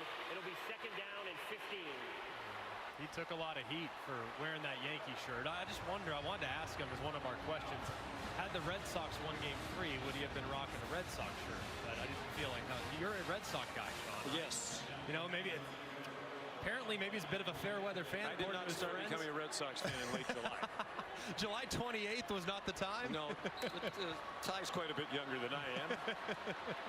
So it goes as a 3rd sack for Vanderbilt. For 3-yard loss. Kevin Riley's the running back now. The tight bunch formation to the right. Probably wouldn't try a field goal from here. Nearing 4 minutes to go in the 3rd quarter. Simpson on target. Isaiah Horton inside the 25-yard line. Pushing and shoving at the end of the play. Back behind the line of scrimmage. Zaylen Wood and Gino Vandemark being separated. It's a 9-yard gain. Simpson's trying to get them lined up at the 24. They need 6 on this 3rd down. They're giving him a lot of freedom at the line of scrimmage to make checks and adjustments. Probably going to motion Jam Miller back in here, I would assume. Here he comes. It's Kevin Riley. Kevin Riley, excuse me. They like him in the passing game on 3rd down. Vanderbilt showing pressure, so you could beat it potentially with a sprint to the right. Simpson. Riley stayed in the block. Simpson has running room. 1st down. And a couple of extra yards. He wasn't going to go out of bounds. 13 yards for Ty Simpson. And a great job, too, by Riley. He's engaged with Hurd. The safety off the left edge gets just enough of him to allow Ty Simpson to escape. He knew he had Jeremy Bernard out in front. Instead, he felt like he'd get it with his legs, and he does. They brought a blitz, and Riley's not a big running back. 5'11", 190 pounds. Did his job very well. Jam Miller's back in. Simpson goes under center. Simpson's in trouble. And he's needed to throw that one away. Sacked for the 4th time. This time by Miles Capers. You just can't take that sack. And look, Ty Simpson's done a great job all season of buying time, escaping pressure, getting out of it. But sometimes the defense wins. And at this point, they've won. There's 4 defenders that are in pursuit. You got to throw that one 10 rows up into the stands. Big mistake by Ty. Thrown down by Capers. Corday Sidnor had pressure as well. 10 yards. 4 sacks. Diego Pavia waiting for his turn, hoping they can force a field goal try. That pass batted down. He's trying to get it over the middle to Josh Cuevas. And it was knocked down by Joshua Singh. Trying to get something underneath to make this 3rd down a little more manageable. Big thing for Ty, though. He can't take a sack here, make that field goal more difficult. 3rd and 20.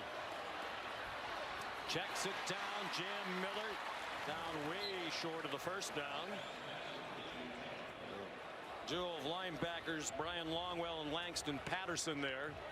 So a good stop for Steve Gregory's defense to force the field goal and keep it a 1-score game. That sack, though, just still shows that Ty Simpson, albeit 4th-year junior, still very young and early in his development in game management. You just can't take that sack, get you that far behind the sticks when you're in the red zone. Talty 1 for 2 today. Missed from 47.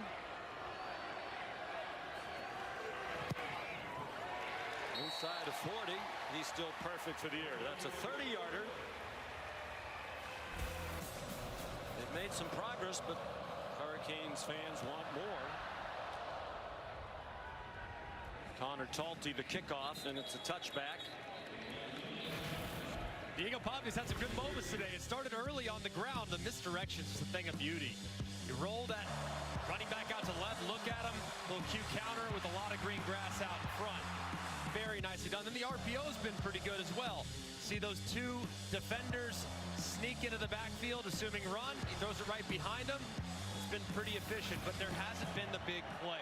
They feel like they're much more explosive this year, but it hasn't materialized against this defense. At some point, they got to take a shot.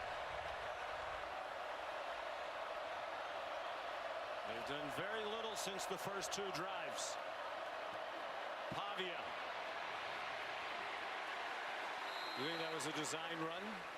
That was kind of like a quarterback draw RPO. So he drops back. You have a guy wide. You also have a guy on the hitch. So if they come up and take the quarterback, you throw it at the hitch. But so far, Alabama, big priority in this game is to be sticky in coverage and don't overreact to him taking off. And they've made plays inside the box because of it. One of the things Kane Womack emphasized with the defense, don't go for that pump fake, jump in the air, just get a hand up in case he does throw it. On 2nd and 7, final seconds of the quarter. Pavia got it off through the traffic. Richie Hoskins, a 1st down to the 41-yard line, 13 yards. They don't have to snap it again. And they might not as they're going into the huddle. This is one area where I do think Diego Pavia has grown so much. Last year, if the first play wasn't there, he'd take off and run and try to create the big play. Now he's being a little more methodical, and you have to respect the underneath and the downfields. Will they get it off before the end of the quarter? No. Welcome back to Alabama here with head coach Kalen DeBoer. Coach, at the half, you said you wanted your defense to play with more physicality. What do you need them to do here? Yeah, they've done a nice job the first 2 drives here, and just got to really continue to do our job, you know, and keep lining up, make them play another play. They got off the field, you know, we got to make sure we get a stop here. Thank you, Coach. Every game is important, and you're the coach at Alabama. And Kalen DeBoer, some feel bigger than others. This is a big one for him. Trying to get some traction, put together a winning streak. They've won 3 in a row. A.J. Newberry, the ball carrier, driven back by a host of tacklers, including James Smith. Wonder if there's something wrong with Alexander, who's their best back. Apparently not. He's trotting on now with Eli Stowers. And Stowers, Greg's had a quiet game by his standards. Just 2 catches for 14 yards. They need to get him involved at some point. I mean, he's been well defended by Alabama. He's a huge priority for their defense, knowing where he's at all times. He needs to get some looks, though, on a pivotal drive. Stowers had 6 catches last year for 113, a career high in receiving yards in that win against the Tide. Pavia throws it out wide. Junior Sherrill shoved out short of the marker by John Lee. Gain of 7, 3rd down and 2, a minute into the 4th quarter. Got to be thinking if you're Tim Beck, it's one of 2 people. It's Diego Pavia's legs, but not off read. It's downhill. Or it's Eli Stowers off something underneath. Stowers not being on the game, got to be thinking it's Pavia's legs. Or Alexander behind him in the pistol. 3 out of 7 on 3rd down. They had that disastrous 3rd down moments ago on his 3rd and inches. Pavia after the fake has a receiver wide open. Cole Spence dragged down by Bray Hubbard. Great call by Tim Beck. And Spence went down to the 17-yard line. A 33-yard gain. And this is the exact same play that Vanderbilt ran earlier, except they went with the quarterback read. This time they go with the play action off of it. Last time Bama stopped Pavia behind the line of scrimmage. Same look, same everything, except this play action. It's perfectly designed and executed by the Doors. Spence had 1 catch for Clark Lee all season prior to today's at 2 for 45 yards. They're at the 17. Cedric Alexander on the left hip of Pavia. Pavia over the middle, intercepted, threw it into traffic, and it got picked off by Keon Sabb.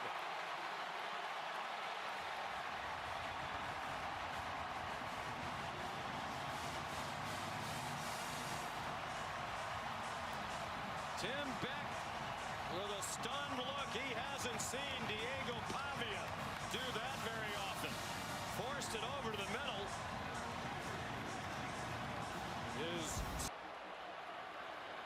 Diego Pavia, the interception picked off by Keon Sabb.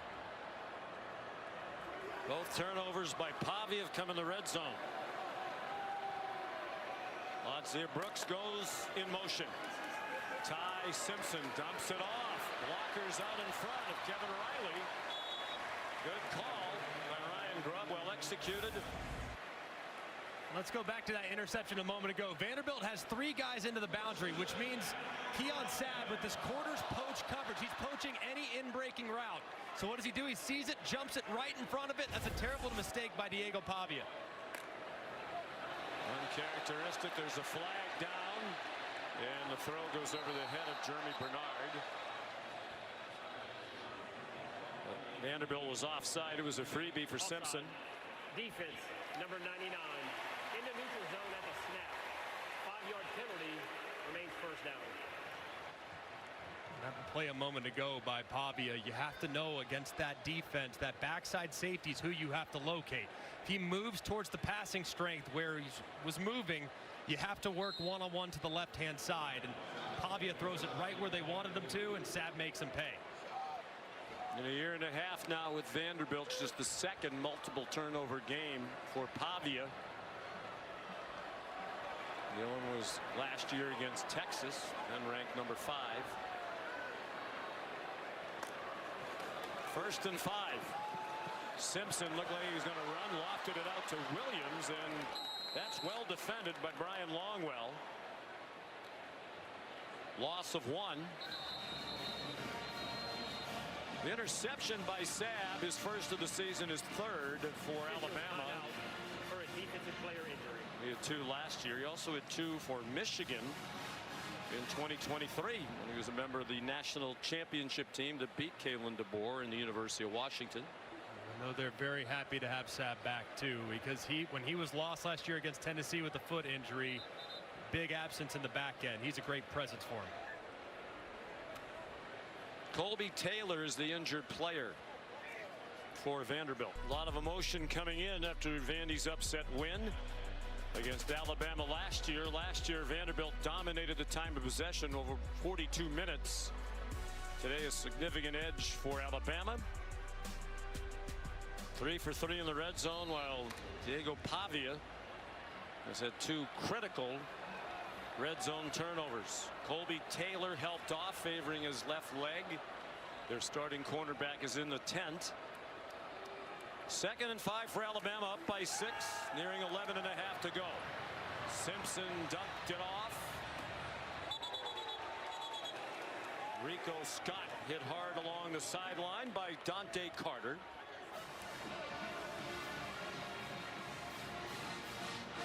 Here comes a very important 3rd down for Simpson in the Tide.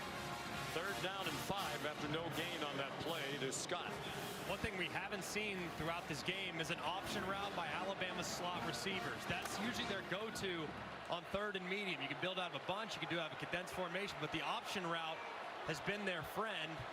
So I'd be looking towards the top, some type of option with Bernard or one of those receivers in the bunch. Jam Miller, the running back.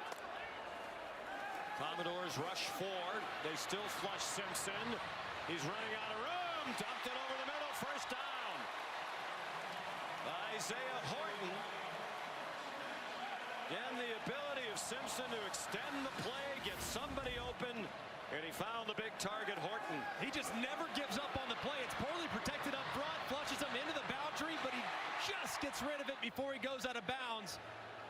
Ty Simpson is growing up before our eyes, man. Jam Miller chopped down after a good 1st down run. C.J. Hurd another tackle, 5 yards there. Ty Simpson in his 4th year in the program. The previous 3 as a backup. 1 year to Bryce Young, the last 2 to Jalen Milroe.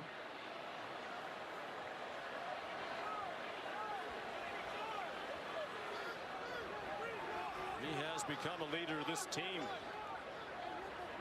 Spirited messages before they took the field at Georgia.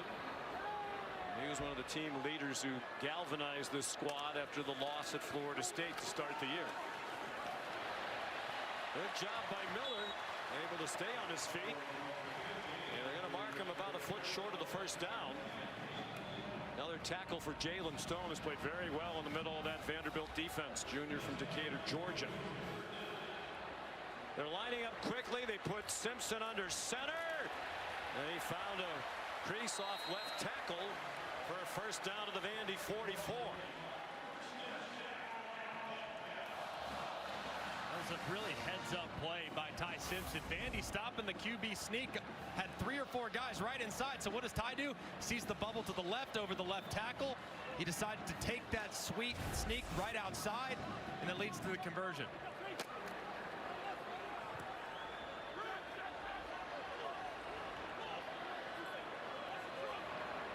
8:45 and the clock running. They've taken nearly 4 minutes off the clock on this possession. I wonder at some point, does Bama go for the jugular with a double move and try to throw it deep? Miller The Vandy defense starting to look a little bit tired, not doing a good job getting off blocks. Over 32 minutes time of possession now for Alabama. And Miller's up to 92 yards on 15 carries. A field goal would be enormous.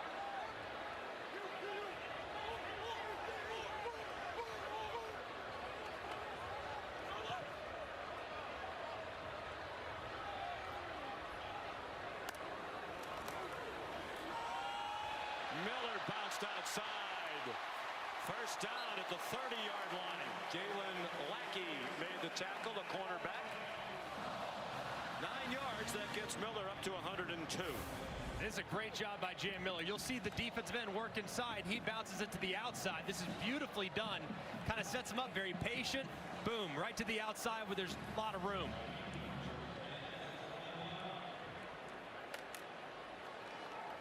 His second career 100-yard game. Had 140 against USF last year.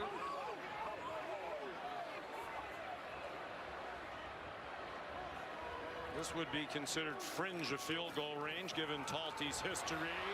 Riley weaves his way. He's down at the 22, banged down by Nick Rinaldi. But 7 more.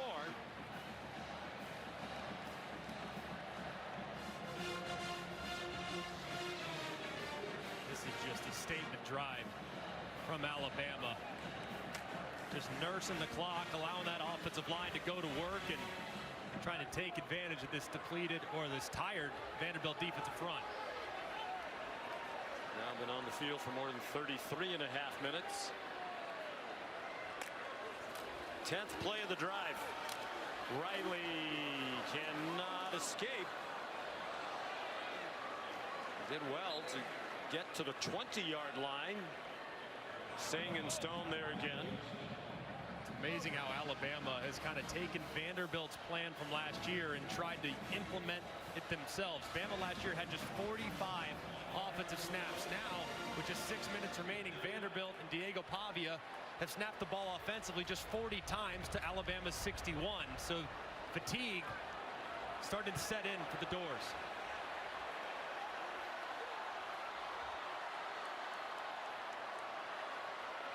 Lots of maneuvering. Simpson runs under center. They give it to Caden Proctor for the first down. The offensive tackle made a catch and bowled people over after it at Georgia last Saturday night. Who wants to tackle 366 pounds? How about the big fella up inside on fullback dive? But look at the big old pocket right there. That right arm up, doing it exactly how he's supposed to. Rolling through it. And finding his way to the first down. You just got to give your big guy a steak at some point, you know? I mean, give him a steak right there. Toting the ball, that's a steak. 6'7", 366. Junior from Des Moines. Miller. Some nifty play calls by Ryan Grubb. And here's a look back at last week's second quarter, final seconds of the quarter. Proctor to the 2-yard line from the 13. They scored a touchdown on the next play. Holly Rowe reported part of that was reward for the great job he's done losing weight. That has been a struggle for him, that he's over 9-week span lost significant weight. In some ways, these ball handling plays are his reward. I think it's a real impressive feat too. When you talk with Ryan Grubb, he really applauded Caden Proctor's professional approach, saying it's fun to see a guy go from amateur to professional right before your eyes, and Caden's commitment the last few months have been remarkable. Timeout, Vanderbilt. When we're finished here in Tuscaloosa, it's on to Tallahassee. Malachi Tony, an undefeated third-ranked Miami at Florida State. He's had a terrific freshman year. We did their opener against Notre Dame. The coaches and the quarterback Carson Beck were raving about him, and he's lived up to it. 15th play of this drive. They've had the ball for 8 minutes and 21 seconds. A statement drive indeed. It's a blitz coming after Ty Simpson, and an incomplete pass. Diving attempt made by Ryan Williams. Simpson had to throw it on the run. Here is a huge field goal attempt upcoming for Connor Talty.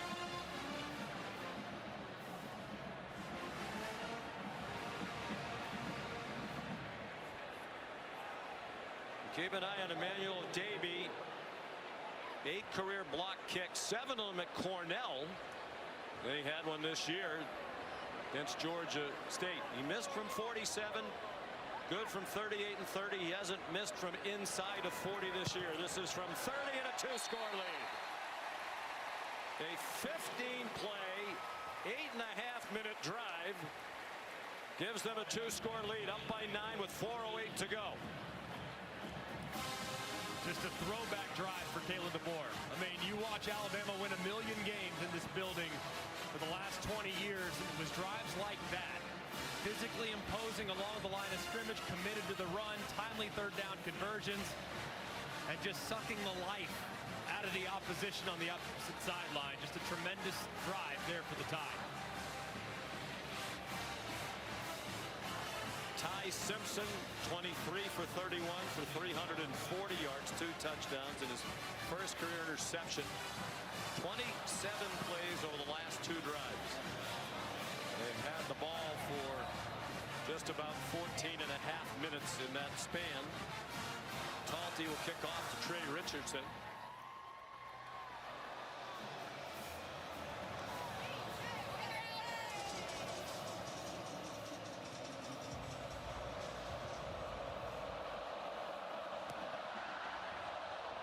Richardson is going to try it from the goal line. Lancier Brooks slowed him down initially, bounced off a second hit as well. Richardson turned the corner and went out at the 35-yard line. Took the kicker, Talty. Flags thrown late by the referee.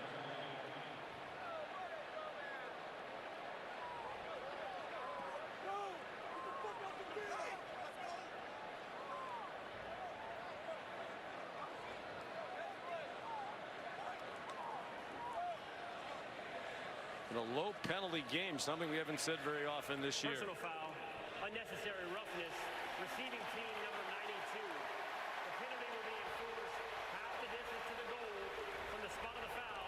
First down. And that's a huge penalty. Instead of starting at the 35, down by 2 scores, the ball's coming back inside the 20. Jalen Stone's had a very nice game. He had a lot of tackles in the middle of that defense. But that's a killer. Just a completely unnecessary decision there by Stone. Way behind the play, going out of his way to try to take out an Alabama player, and he costs his team. Just a critical error. 2 timeouts and the 2-minute timeout for Vanderbilt. Alabama's going to lose a timeout on defense. It is their first. I'll show you exactly what Stone did, and this is him as he's engaged right there. He actually came from way out of the picture and got about a 20-yard head start to create that contact, and it's just completely unnecessary. And Vanderbilt, known for being so disciplined, so well coached, a very uncharacteristic mistake there for a key defender. Barkley let him have it. Now I think he's trying to pick the young man up again. He's clearly very emotional.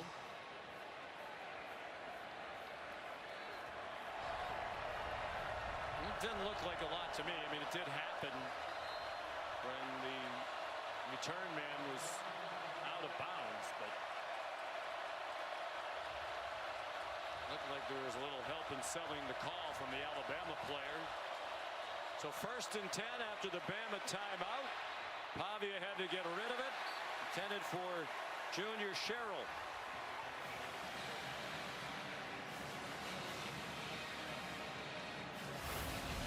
We'll go back one more time. This is the running start right here. Watch him out of his way behind the play, and delivers a big hit. Just completely unnecessary, and the official was all over it.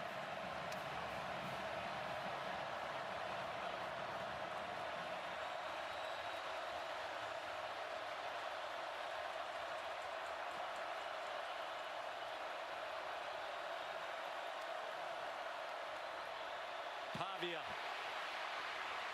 chased out of the pocket, puts his head down and has, we believe, a first down. He does at the 25. But the clock is running. It's an 11-yard gain.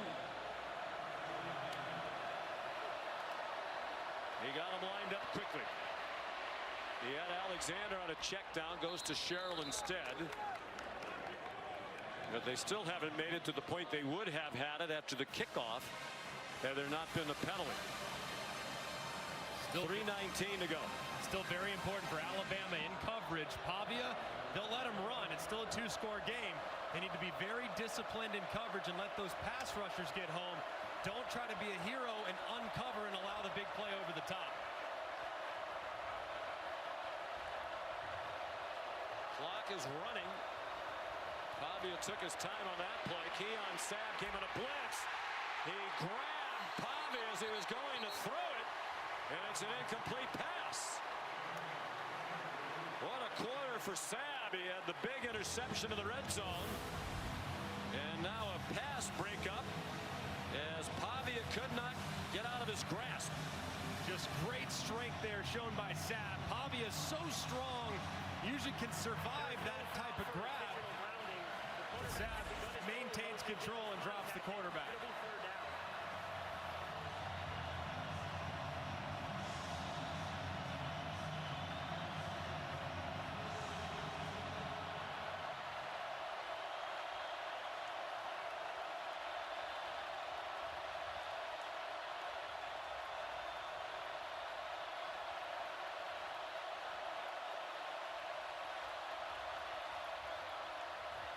On 3rd down and 5, he has a man open, and it is caught, said the officials, by Trey Richardson.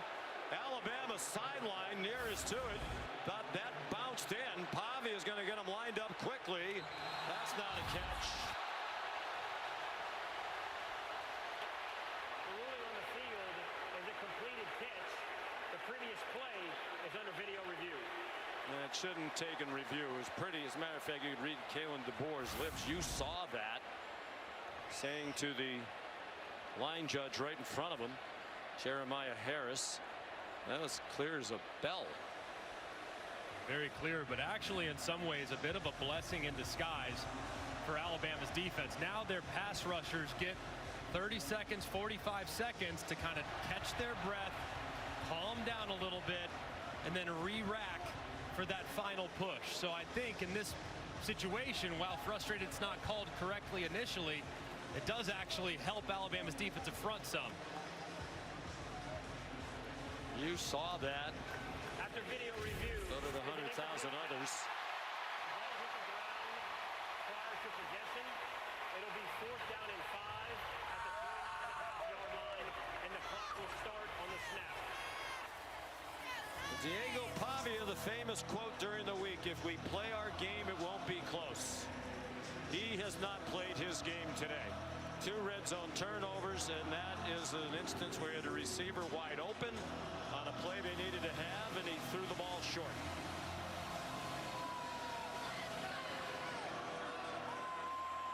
Opportunity to end the game now for Alabama is where your pass rushers have to shine. Keep an eye on Yonze Pierre, 42.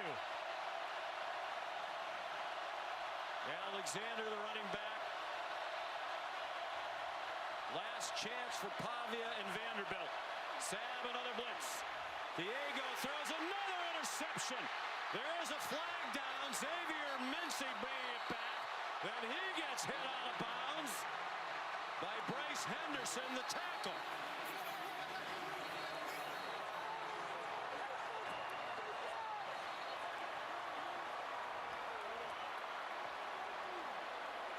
There are 2 flags at the play. There was one down while the ball was still in play. And then the second flag came flying for the hit by Henderson on Mincy.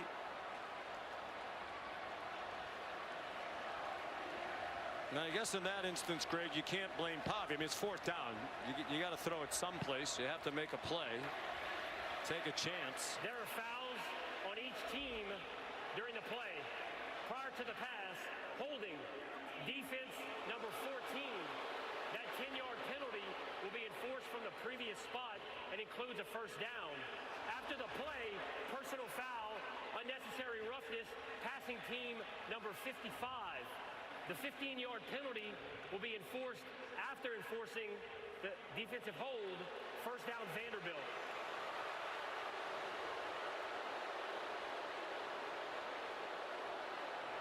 So there's still life for the Commodores on the defensive holding penalty.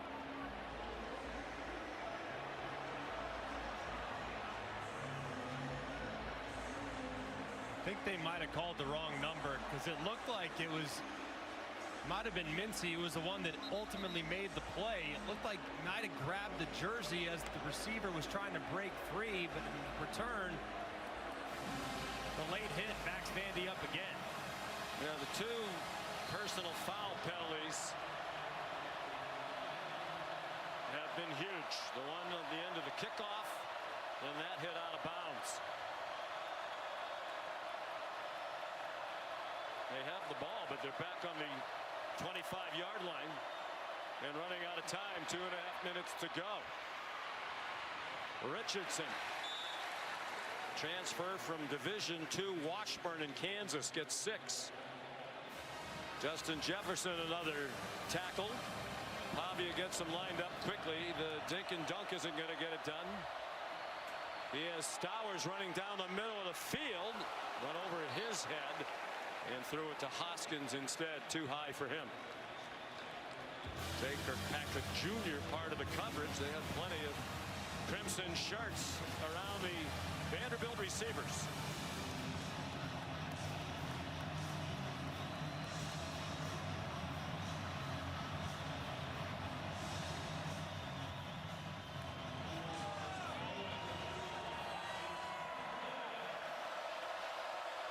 Third down and 4 with Alexander behind Pavia, now to his right hip.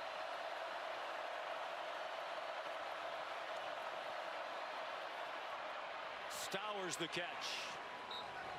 They get the first down, get a fresh set of downs, and that'll get them to the 2-minute stoppage. This is the 2-minute timeout.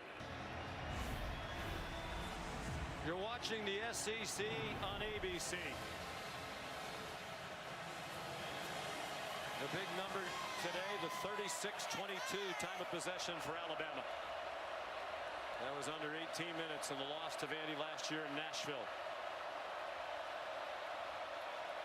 First and 10, Vanderbilt down by 9 with 2 minutes to go from their own 39. Pavia taken down by Justin Jefferson.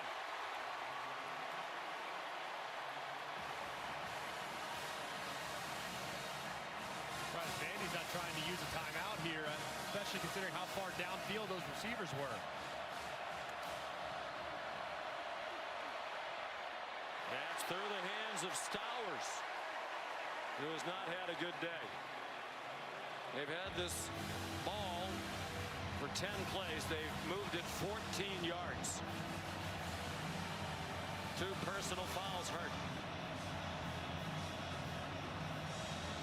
Vandy desperately trying to get to 6-0 for the first time since 1928. Really up against it now with 1:34 to go. You can just anticipate at this point, Bama play prevent defense the rest of the way.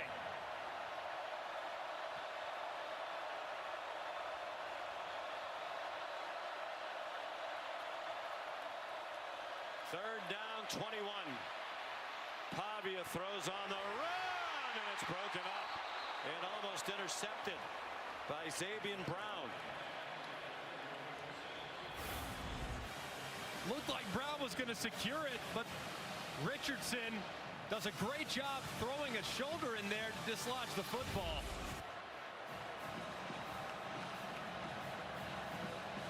They had an interception on this possession taken back by the holding penalty. Very nearly had another. And again, a last play for Vanderbilt if they don't convert. Pavia's 3 for his last 12 for 19 yards and an interception. Alabama back deep in coverage. They got close to him with a 4-man rush, and Stowers couldn't make the catch. He would have had the first down. He did not hang on. Like his best pal Pavia, he has not had his best day. The Commodores with 2 timeouts left. Kane Womack's defense with a big performance today.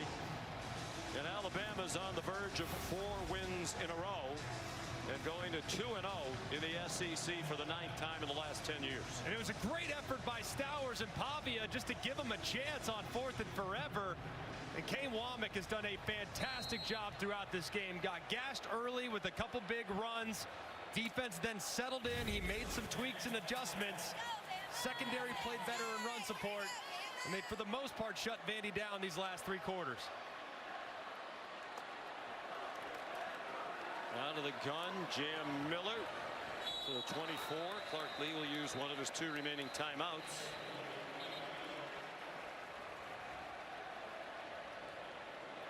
Timeout, Vanderbilt. The reality has set in on the Vanderbilt sideline. Here are the Capital One College Football rankings entering today. Coming up as soon as we're finished here, on to Tallahassee at the bottom of the hour for Miami and Florida State. That game is now over at the Coliseum. Penn State has lost 42-37. So back-to-back losses. Alabama will move ahead of them. Texas is also trailing at Florida. Johnny Manziel with some advice for Diego Pavia. They were okay with him being brash and saying what he said, but you have to back it up. He didn't back it up today. No, he didn't. Did not have his best stuff whatsoever. That young man's a warrior. Fully expect him to bounce back in a big way, but to beat the Tide in Tuscaloosa, you have to be at your best, and he wasn't. Jam Miller. Vandy will use its last timeout. Well, he was backing it up at the beginning of the game. They went on a 93-yard drive, led 7-0. They were driving again on their second possession. They were in the red zone, but he fumbled, and that's really when the game turned. Threw an interception later to Keon Sabb. 19 of 33 for 183. 1 interception, 1 fumble lost. He threw a touchdown. He rushed for 58. Wow, he's a terrific player. They had a really good team. And I think if he played better, the result might have been different. 100%. This is a good football team. And I know today people draw conclusions, but this is a team that was up to the test. And they deserve some credit. They made some critical mistakes, and Alabama deserves tons of credit for forcing them to make those mistakes. Justin Jefferson ripping that ball out. Keon Sabb making a big pick with the back against the wall. Bama made the plays, Vandy didn't, but this Vandy team's not going anywhere under Clark Lee. They'll be a tough out for everybody all year.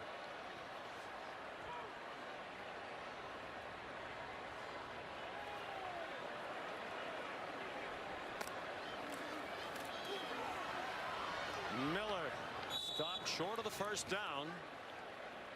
I would think you go for this. You wouldn't risk a field goal, risk a block. Even if you don't get it, you're still up by 2 scores. They have no timeouts. They're going to have no time on the clock. So the offense is going to stay out there.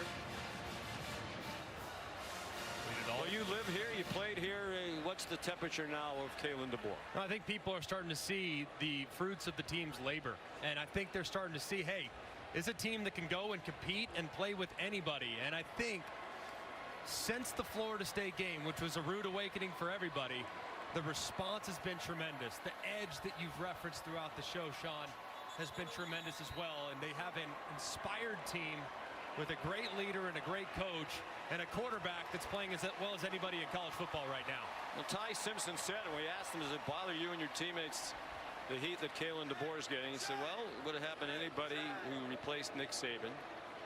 Said people doubt him because he's not Coach Saban. People are doubting us, and we really have just tried to block it all out. We're playing for each other and for ourselves. And I think back to what the great Bill Parcells used to say all the time: you are what your record says you are.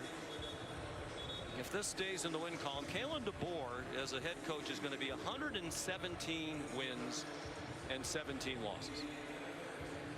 Even more impressively, his performances against AP ranked teams. Well, he's going to go to 13-2, which is the best winning percentage of all time in ranked against ranked matchups. And one of those losses was the national championship to an incredible Michigan team, and another was at Fresno. The guy could flat out coach ball. He sure can. And he's a great person, and he's going to have a touchdown from Jam Miller.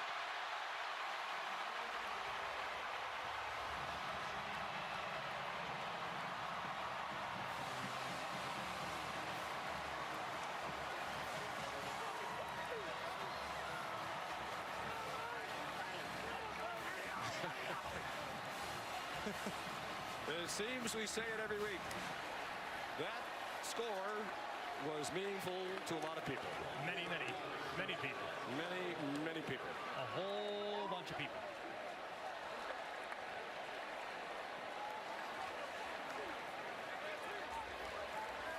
What a day for Jam Miller. With that touchdown, he's at 136 yards, just 4 shy of his career high. 140 against South Florida last year. And bear in mind, they played Florida State without him. And the coaches, Kalen DeBoer, talked about that first game of the season. First of all, tough opponent. You're playing a team with the new offensive coordinator, Gus Malzahn. It's the first game for Ty Simpson with Ryan Grubb. And there's a learning curve there as well. But the response has been terrific. Outstanding.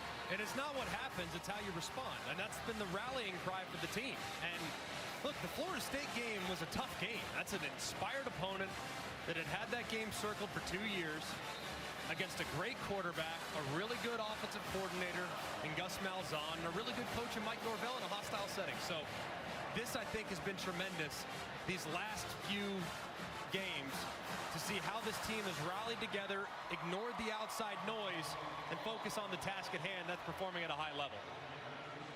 Simpson was terrific. I do think the biggest play of the game was made by Justin Jefferson when he ripped the ball away from Pavia. But it looked like at the very least Vanderbilt would be ahead 10-0, perhaps even 14-0. The whole game changed on that play. And it would have been interesting to see what the crowd was like had that game gone to 10-0 or 14-0. I think one other thing too about this Alabama team is in the past, last year and especially against Florida State, the initial response to getting punched was not great. Well, they got punched today, and the response has been outstanding even throughout this game, which says a lot about how this team has grown and matured. Well, last year the loss to Vanderbilt sent them into a spin of mediocrity. We wound up after that 4-0 start finishing 5-4 with some really poor performances. Alexander tackled immediately by Nakai Hill-Green, and Vanderbilt not in any big hurry.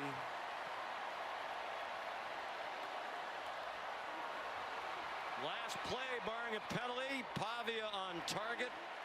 Bryson Coleman swung down, and that's it. Ty Simpson and the Crimson Tide now 5-1 against ranked opponents under Kalen DeBoer. They've won 4 in a row since the opening loss at Florida State. Big day for Jam Miller, the difference maker.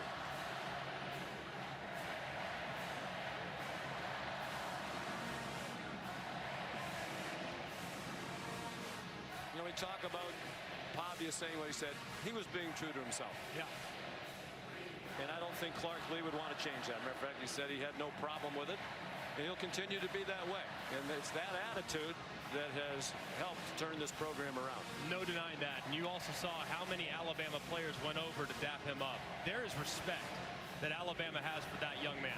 There is. There's a lot of respect that they have. Tim Keener right there, one of the captains for the Tide, going out of his way to go tell Diego, hey, keep doing your thing. Because while it might have galvanized Bama, some of his messaging this week, they also recognize the talent he has and the chip on the shoulder that he plays with.